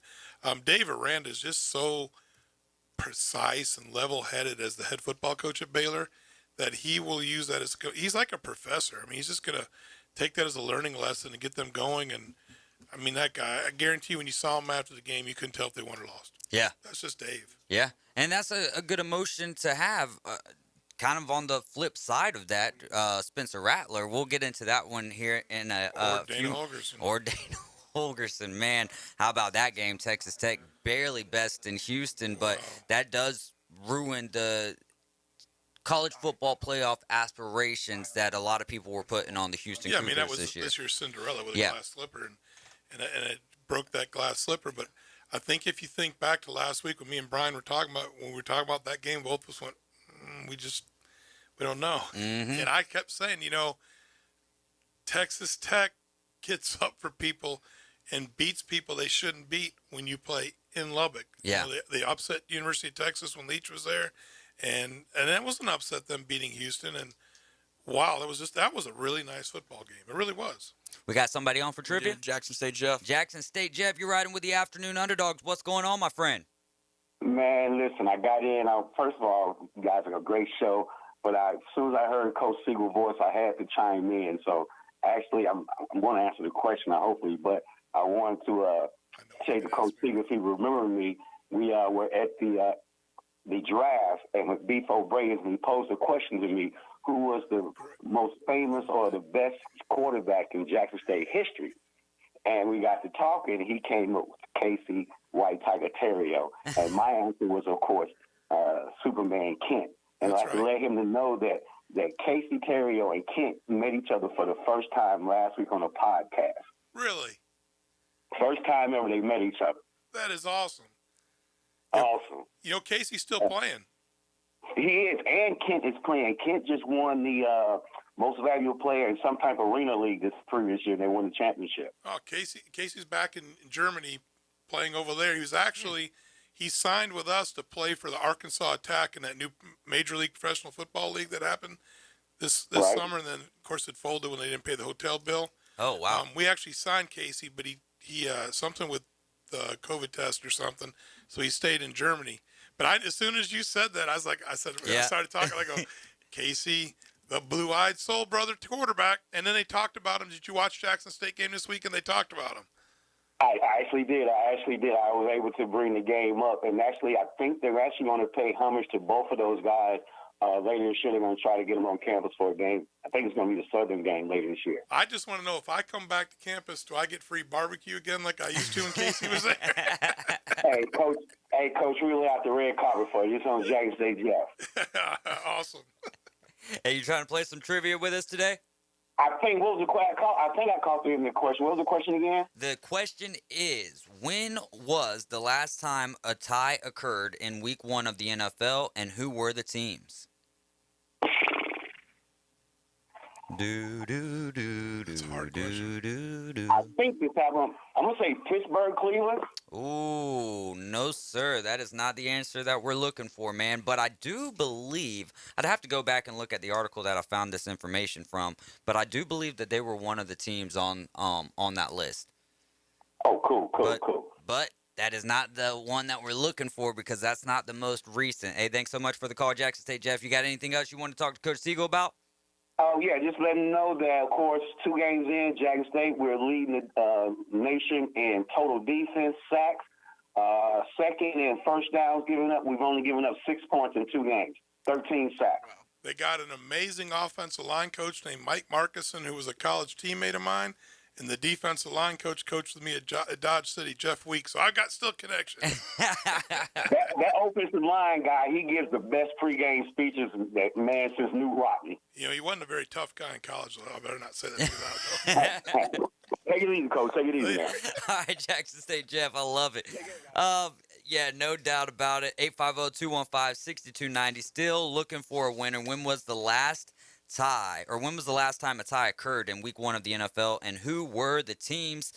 I could give you the answer, guys, but I'll wait till the end of the show if we don't have anyone. Yeah, exactly. All right, Kansas State, you touched on this earlier, just absolutely whooping up on Missouri 40-12, and transfer from Nebraska, Adrian Martinez, kind of doing his thing there. First of all, the Husker fans have got to be saying, are you kidding me? Yeah. Because he did not do that at Nebraska. I mean, he always says, like, this guy's going to be this guy's going to be that. He just never, ever did it. Gets to Kansas State, and woo! And I'm telling you that Missouri, I don't care who you talk to, everybody says Missouri's going to be an upper to mid SEC caliber football team this year. K-State was by the way, we're going to be tough, but we're K-State. You know, we'll go to the Freedom Bowl for jet helicopters or something, or the Weed Eater Bowl or something. The Weed Eater Bowl, that would be... but all of a sudden now K-State might be the team to beat in the Big 12. Man, the Big 12's kind of up in the air right now, And here's another one, and I don't know why I'm saying this, and I probably have a concussion. I got a feeling Oklahoma-Nebraska is going to come down to last play this week. Ooh, we got to make sure. I've heard a lot of people saying that Nebraska's going to win that. Because Mickey does a good job of getting people fired up, and I think they realize, hey, guess what? We just cost our coach, our heartbeat, his job. We need to play Husker football. And Oklahoma's playing good, but they're still, it's a new coach making a transition. Yeah. It's going to be interesting. Yeah, that's going to be one of the games to watch. It's so weird that that game day's got so many to kind of choose from. Miami A&M. I mean, there's so many good games, but they're going to App State and Troy. So, but why not? I mean, you never get to see that. That is true. Those kids on that campus, this is going to be a once-in-a-lifetime deal. The only other ranked game this week is A&M and Miami. So A&M lost their shot. True. Yeah. That's a great point. That's a great point, man. I know the guys that originally started NASCAR over in North Carolina are going to be busy this weekend. Yeah, no doubt about it. We got another caller on the line. We got Corey on the line for trivia. Corey, what's going on, my friend? How you guys been, man? Great show today. Great show. And it's wild that you asked this question because I looked it up because I almost had about 4 heart attacks during the Steeler-Bengal game. Oh, man. So it was a good weekend, though. Yeah. Buckeyes won. Steelers won. Rest of the division looks like garbage. But anyway, the last time it happened, it was the Lions and the Cardinals. Yep. Yes, sir. 2019. Yes, sir. That's the correct answer. You just won $25 to Barbaritos and Rib Crib and a 12-pack of Buffalo Rock. Sounds good, man. Sounds good. Can't wait to see you. But we are at a new location, so I'm gonna have to text you the address. All right? Yeah. I heard you guys were on Thomas Drive now, so yeah, just text me the address and I'll be able to swing by. All right. Sounds great, my friend. All right, guys. All right, that is Corey. And, I mean, it's not a notable score talking about Ohio State because they were playing, Arkansas State, right? Yeah. How are you feeling about Ohio State? I know it's early in the season here, but, it wasn't a very impressive win against Notre Dame, but it's still a win nonetheless. And then they kind of got the offense going against Arkansas State this week. So are their chances still as high as everyone thinks they are? When do they play Michigan State? Ooh, that's a good question. You wanted me to say Michigan. Yeah. But I'm telling you, when they play Michigan State, we're going to know both of those teams, are they who we think they are? Because Michigan State right now, I think, pitched 2 shutouts in a row, if I'm not mistaken. October 8th. The same day. October 8th, we're going to know. That's a notable day because for a few reasons. Texas A&M, Alabama, which has that game lost some of its... I think it's still there. A&M still has a roster full of 5 stars. You still got Jimbo versus Coach Saban, and right. They may be pretending they're getting along. I don't think they do. That's basically like, are the storylines still as intriguing as they were when that saga happened? Yeah, and you got to think when that week comes, that's all everybody's going to be talking about on national TV. That whole week. You got Ohio State, Michigan State. Randy Pittman's going to announce his commitment that day as well. So he's an athlete all over the field for the Mosley Dolphins. So October 8th, and that's still a TBD beside it. So, that's going to be a wild day in college football. We're going to take a quick timeout. Congratulations to Corey on winning the trivia question today, and we'll be back in a few moments.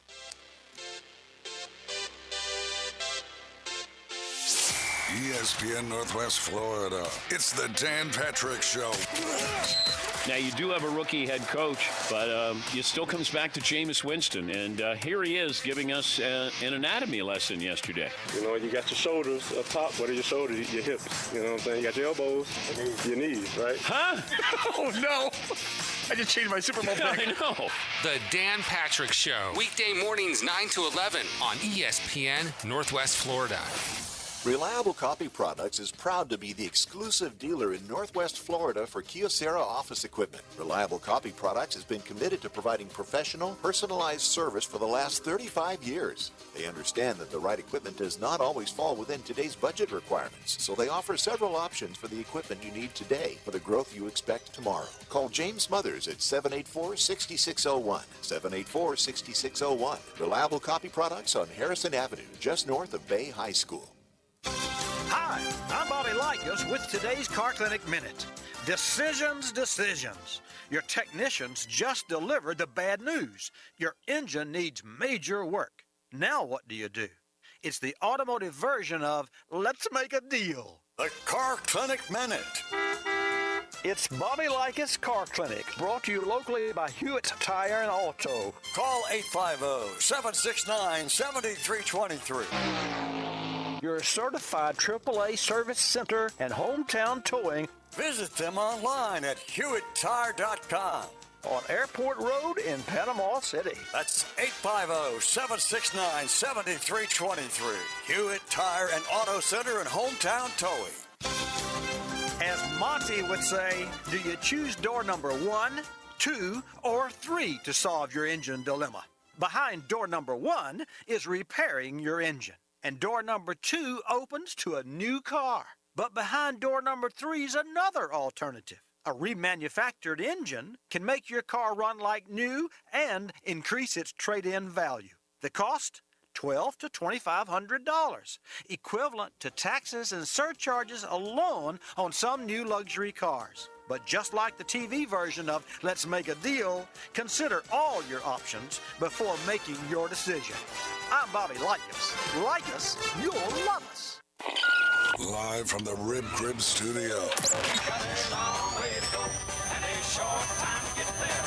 They said it couldn't be done. The Afternoon Underdogs are live. They say it can't be done. Are we going to do what they say can't be done? 104.3 ESPN Northwest Florida.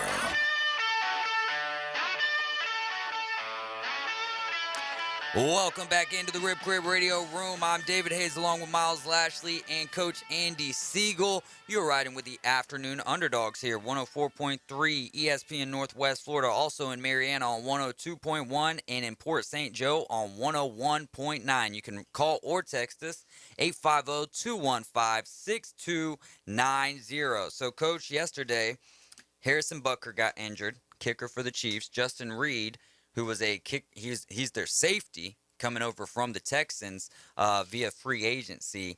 And in high school, he was the kicker. So when he got injured, he ends up, when Harrison Butker got injured, they put him in charge of the kickoffs and extra points. He went 1 for 2 on his extra points, didn't attempt a field goal. Do you think it's almost Shohei Ohtani-ish, not nearly as impressive, but you know what I'm saying, kind of, would more situations like this make the kicker-punter position become obsolete in the future of football? No, I mean, you can go back to George Blanda way back in the day for the Raiders, was also the backup quarterback. Okay. And he's one of the greatest kickers ever. You know, until you get to like Janikowski, who he's a soccer player. So that's a big old soccer player. As a beer drinker, that ain't no athlete. But, you know. You chose the wrong sport, and I'll give you another one, Ray Guy. You know, Ray Guy was an all-conference quarterback at Southern Miss, and then got drafted and got moved to punter, but could always play quarterback. A lot of those guys have that ability. You know, Tom Tupa, the old Ohio State guy, was the quarterback, ended up being a punter in the NFL. So a lot of them. Jim McMahon was a tremendous kicker and drop kick. Flutie used to drop kick. Yeah. So I mean, a lot of those guys can do it. A lot of these athletes, you know, when you're in high school, not a lot of teams have true kickers. You know, especially if you're at the smaller schools across the country. So you're going to put an athlete back there. You know, I watched Bay High play. I think Will Smiley, was back there kicking, if I'm not mistaken. And I know, like, North Bay Haven, Lakota Johnson, who's an athlete, kicks. It happens a lot. So, I mean, would it happen in the NFL?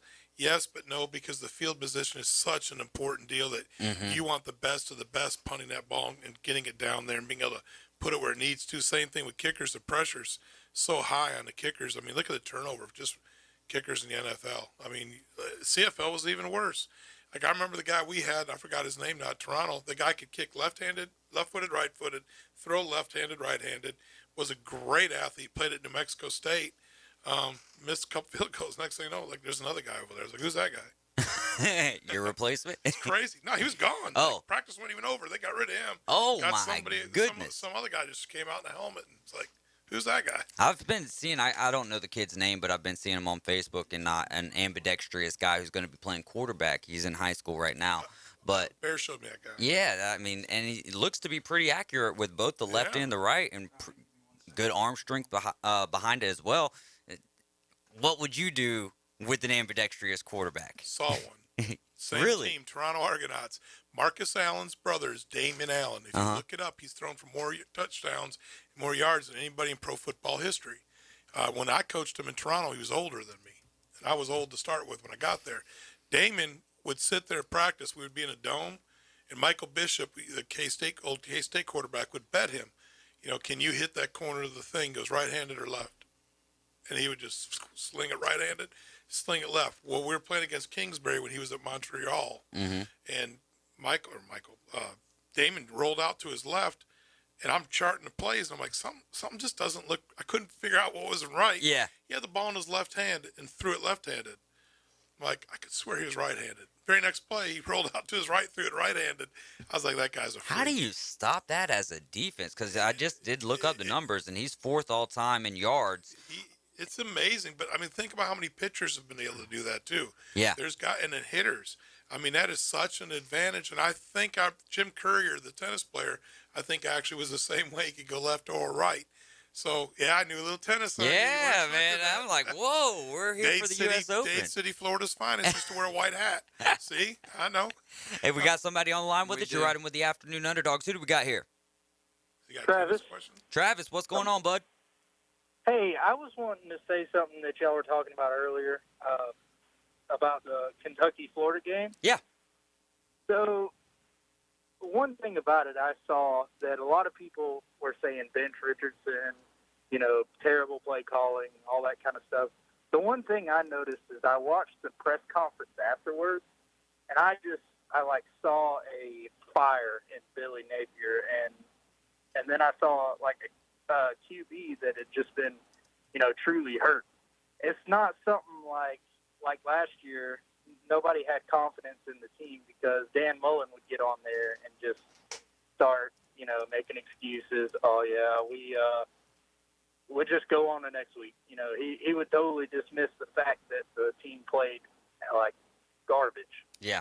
And I honestly think that if you notice as well, every time we play Kentucky, the craziest thing is the week before, usually we have a big game that we're coming off of, a big high or something like that. Last year, I don't remember which one it was, but I believe we had a big game where we won in a good way, I think, and came off the high of that, went to Kentucky thinking we were going to slap them around and just totally blew it. That's a great take. What's your thoughts on that, Coach Siegel? First of all, look who Napier's coached under. Mm-hmm. Dabo Sweeney and Nick Saban. Pretty good teachers to teach him, a model of what the good way to do things. Second of all, the man's won, and he takes it. Not the same Mullins didn't win. Coach Mullins won too. But I think you're 100% right. I think Napier's and that whole team took that personally, that loss, and they're going to come out fired up. But, you got to give credit to Kentucky. Kentucky came out and took it to them. And again, now people that play calling and everything else. Dang, the play calling wasn't too bad versus Utah the week before, but it was all fired up over it. Yeah. I love that. I was sitting in the stands of that Florida State game versus Duquesne, and they're going off about the O-line and the play calling, and I'm like, you guys are ding-dongs. So I look at the same thing. I was at a high school game last week, and I hear people yelling at the refs about advancing a muffed punt. You can't. So sometimes just, relax, take a chill pill, let it happen. These coaches are going to get it right. They get paid a whole lot of money at the University of Florida to get this right. They got 2,000 analysts. They're going to break it down on the computer. They'll get it right. Now, if this happens 3, 4, 5 games in a row, everybody should start yelling. Yep, good stuff. Hey, Travis, we're up against a break. I'm trying to look here on who y'all played last year before you played Kentucky, and it was Miami. So, and you're 100. Well, no, this is 2019 here, so I'll have to dig a little deeper. Hey, but thanks so much for the call, my friend. Yes, sir. Thank you for having me. Absolutely. That's Travis, ladies and gentlemen. Okay, so 2021, when Kentucky won, the game before that was Tennessee. Tennessee, and they blew them out there 38-14. But that, it just goes right along with the point that he was making. So maybe, Florida needs to look at that schedule a little bit closer. Whenever some creative scheduling. Yeah, creative Savannah scheduling. State might be looking for a game. You stick them the week before, get her done. There you go. Hey, we got to take a quick time out. When we get back, Coach Siegel's going to break down what happened in the world of high school football. Keep it locked in to 104.3, 102.1, or 101.9 right here in Northwest Florida.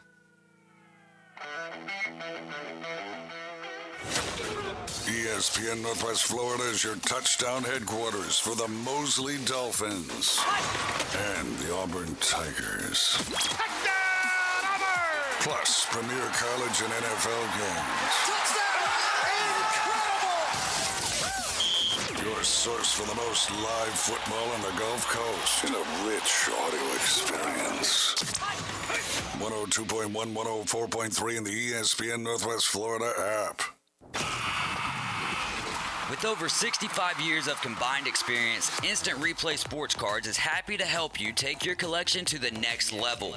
They carry all the new hobby boxes, signed memorabilia, and supplies, as well as new and vintage cards. They sell and trade cards and are always looking to buy. They're an authorized source for Topps, Panini, Upper Deck, and Leaf Cards. Instant Replay Sports Cards is open 7 days a week at 633 North Highway 231 and can also be reached at instantReplaySportsCards.com. That boot store is having a big sale on select clothing, including shirts, jeans, jean shorts, jackets, ball caps, and coats. You know a sale at that boot store is something special. So don't miss out. That boot store, next to Billboard Key on 15th Street in Panama City. Open Tuesday through Thursday, 9 to 5. Friday and Saturday, 9 to 5:30. Remember Joe's motto, always keep Jesus in your heart. That boot store. Since 1955, Buddy Gandy's Seafood Market has been providing their customers with the freshest seafood in Panama City. Whether you're cooking something small or hosting a big get-together, Buddy Gandy's has you covered with a variety of fish, oysters, shrimp, crab legs, live blue crabs, a steam bar, and more. They'll even clean your catch for you. Open 7 days a week near the intersection of Beck Avenue and Highway 98. Don't forget to mention 104.3 ESPN for your 10% discount. Visit Buddy Gandy Seafood Market on Facebook. Hi, I'm Tracy, your diamond girl at Tracy's Fine Jewelry.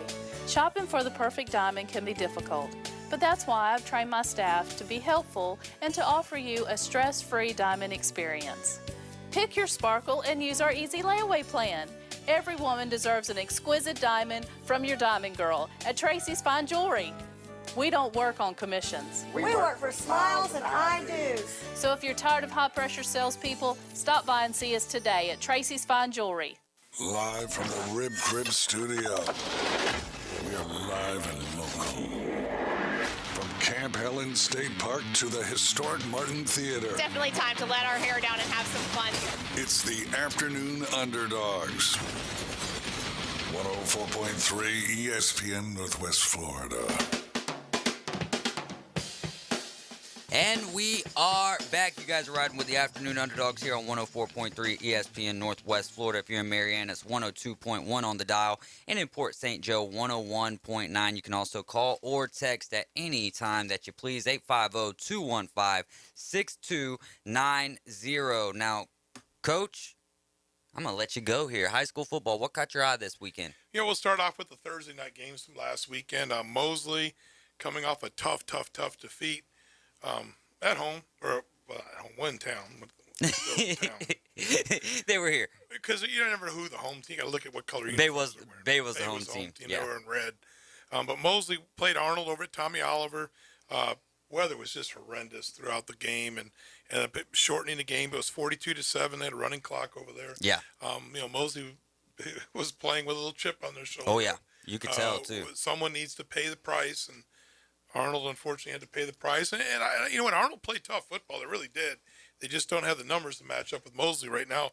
Well-coached football team. Arnold's going to turn around and beat some people here toward the end of the season, and people are going to go, where did they come from? Well, it's because their coaches are still working, their players are still playing hard.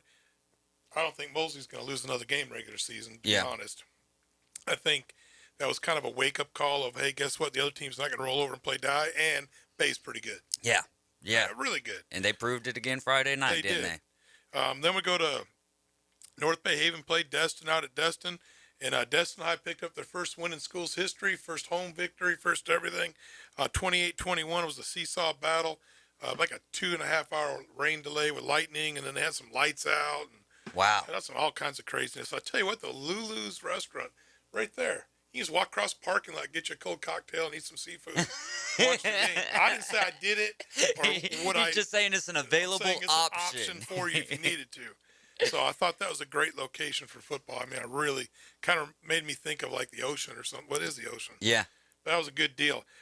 Bozeman lost a heartbreaker. Had to go all the way out to Baker, which, first of all, you go all the way out to Baker, you can't get to Baker easy. So that was a tough deal anyways. Baker's hard-nosed. They got one of the best running backs in the state of Florida. Hard-nosed state championship caliber team. Bozeman lost 21-20. Serious heartbreaker. I know the quarterback went down, so we're going to send a prayer out to him, some well wishes, and hope he gets better and get back on that field. But Bozeman's really showing they're a team to be reckoned with this year, and it's going to be interesting. They got an open week this week, so they'll get a chance to kind of get themselves back in line and get ready to get after somebody's butt. But that was a great game out there. Walton beat almost said Rutgers. Man, they are stepping up to the competition. That was scheduled there. It was a money game. Walton beat Rutherford 49-8. Rutherford is playing with people. I don't know if they have the numbers. Yeah. But they are staying in there. Walton's a great football team this year, really knocking people off. But again, there's another team. I think Rutherford is going to catch their wind, and they're going to start beating up on some people, and then they're going to get on a roll. Lauren Tillman does a great job. Those kids play with a lot of heart. They got some really good football players over there. A lot of good running backs, too, so they're going to get things going. But now it's this week. It's a new week. Hey, we turn the page. That's what Bob Seger used to say. The old singer, turn the page. Miles, you know about Bob Seger? I know some of his music. Okay, I was just checking. I don't know if they play that in Mississippi. I was checking. All right, so Thursday night, Mariana, because we go all the way out to Mariana with this station here. They're going to play Rutherford, and this one is somebody has to win a football game. Both teams are coming in 0-3. Tough deal. Mariana was going through a coaching change, going through a little bit of change. Had a lot of seniors last year. Some young guys coming up playing ball. Both of them are 0-3. Going to get after it at Tommy Oliver. Friday night, Arnold's going to go against South Walton. South Walton's really loaded. They got I think he's out, though, the SEC tight end that's committed to Georgia. Yeah. I think he's injured right now. So I'm looking for Arnold to pick up an upset this Friday night. Then we got Leon High School coming to play Mosley. Leon rolls in with 0-3 record. Mosley's 2-1. Mosley's still got that chip on the shoulder. It's going to be a rough night for the Leon Lions when they roll in. Then we got a tough one here. We got Graceville coming in at 0-2 versus North Bay Haven 1-2. It's going to be a tough football game. I think whoever has the ball last is going to kind of pull that one out. And we'll see what happens. Bay gets an open week to kind of recharge their batteries, work on some things, get ready to play. And Bozeman gets an open week to kind of work on their stuff. So it's going to be a good deal. I'm excited to see these guys this week. Again, you don't have to leave town. Can watch some great football and go watch the Mosley play Leon High School at Tommy Oliver on Friday night. Catch the call on the radio station. David's going to get him going. Kyle's going to get him going. And as they say, you'll be crunked out of your mind. Stand up and get down. Let's go. Let's go, man. It was a wild night Thursday evening, and then Bay taking on Port St. Joe. I believe, what was the final score there? 38-6, I think. Yeah. So and didn't think that was going to happen, but I know Rutherford. I'm going crazy. Port St. Joe has a big 245-pound running back. I think he went down in like middle of the second quarter, and I think that was kind of the difference. I think they were able to control a little bit of the line of scrimmage with him, but I still thought Bay eventually was going to take over just because their sheer size of their lines. I mean, the both sides, the offensive, defensive lines, they're big. They're big. They're strong, and they're nasty. They're not playing and saying, "Here's an ice cream cone." They're gonna smash that cone in your face. So they're playing football. It's old school football. It's being played seriously in Bay County because Mosley isn't exactly playing soft either. No. I mean, I said something the other night. I said some teams are Smiths and Johnsons. This team's Grabowski's. Mosley, Grabowski, Arnold, Grabowski, Bozeman. Yeah, they throw it around a little bit, but they got some Grabowski in them. Bay, definitely Grabowski. So, they're getting after it. Rutherford will tattoo you, and North Bay Haven's young. Eventually, they're going to tattoo you, too. I love it, Coach. And that the tight end we were talking about from South Walton that's heading to Georgia is Pierce Sperlin. Yeah, that's going to be a tough room to come into as a freshman and try to win a job. But then again, you're probably talking about at least two of their tight ends moving on to the NFL after this year. Yeah, two are going to turn pro. He's going to redshirt a year and get a little bit of girth on him, and so all of a sudden now, those guys now get another year older, so they separate a little bit. I think he's going to be all right now. That kid's originally from up there, and he's born and raised a Bulldog, so that was kind of a done deal. That's going to be interesting to see how that tight end room plays out, though. Now, think about, as we're talking about him, look at the Division I guys we're getting to see in this area. We got our guy, Chipley, right? We got right here in town at Mosley High School. We got Randy Pittman, Isaac Paul as well. Paul. Bay's going to have somebody going D1 for sure. And that running back at Port St. Joe's got to be a Division I player. I don't know that for a fact. Yeah. I'm watching him run around going, yeah, he's D1. And I'll bet you $1 doing up before it's all said and done, one or two of those linemen for Bay, they're going to sign somewhere. One or two of those Mosley linemen are going to sign somewhere. There's going to be a lot of Division I, one FCS guys coming out of Bay County this year. And I think it's a good time to come watch them all. And another tough loss for McPherson as well. For those of you who don't know, McPherson is where Austin Siegel plays ball at. That is the son of Coach Andy Siegel and a great friend of the show here as well. 1 point again. Another 1 point loss. Yeah, I wouldn't want to be that kicker. I'm just telling you. The guy missed an extra point again this week. Oh, is that? Oh, yeah. He might get towel partied like from those movies where they put the soap in the towel and beat him at night when they're sleeping.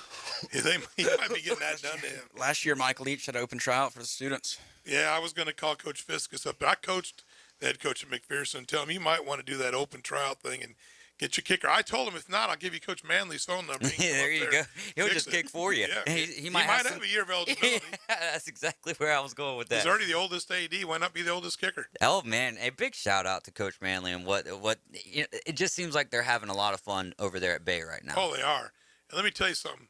They had the refrigerator stuffed with Buffalo Rock products when I went up there, and I delivered a little bit of barbecue Friday night and sat around and just watched Coach Manley and the excitement. And Man, that is cool. I love it for them for sure. Absolutely. We've got a big game coming up here at 6:30. The coverage will start. So Let's ride. Let's ride. Broncos Seahawks coverage starting at 6:30. You'll get Paul Feinbaum. Until then, man, we don't even get quick pick. Who you got? I got the Broncos all day. Broncos all Orange day. Crush. All right, that's it, man. We're out of here. We'll be back tomorrow at 4. Coach James Hale Show live at 7 a.m. Weather in the Panhandle never stops. Turn to 104.3 ESPN Northwest Florida and staff meteorologist Tim Root for up-to-the-minute weather reports all day long. Moving northwestward into the Gulf of Mexico by the weekend. In-depth storm coverage. Gusty winds up to 60 miles per hour. And breaking weather as it happens. We do have a tropical storm warning. ESPN Northwest Florida.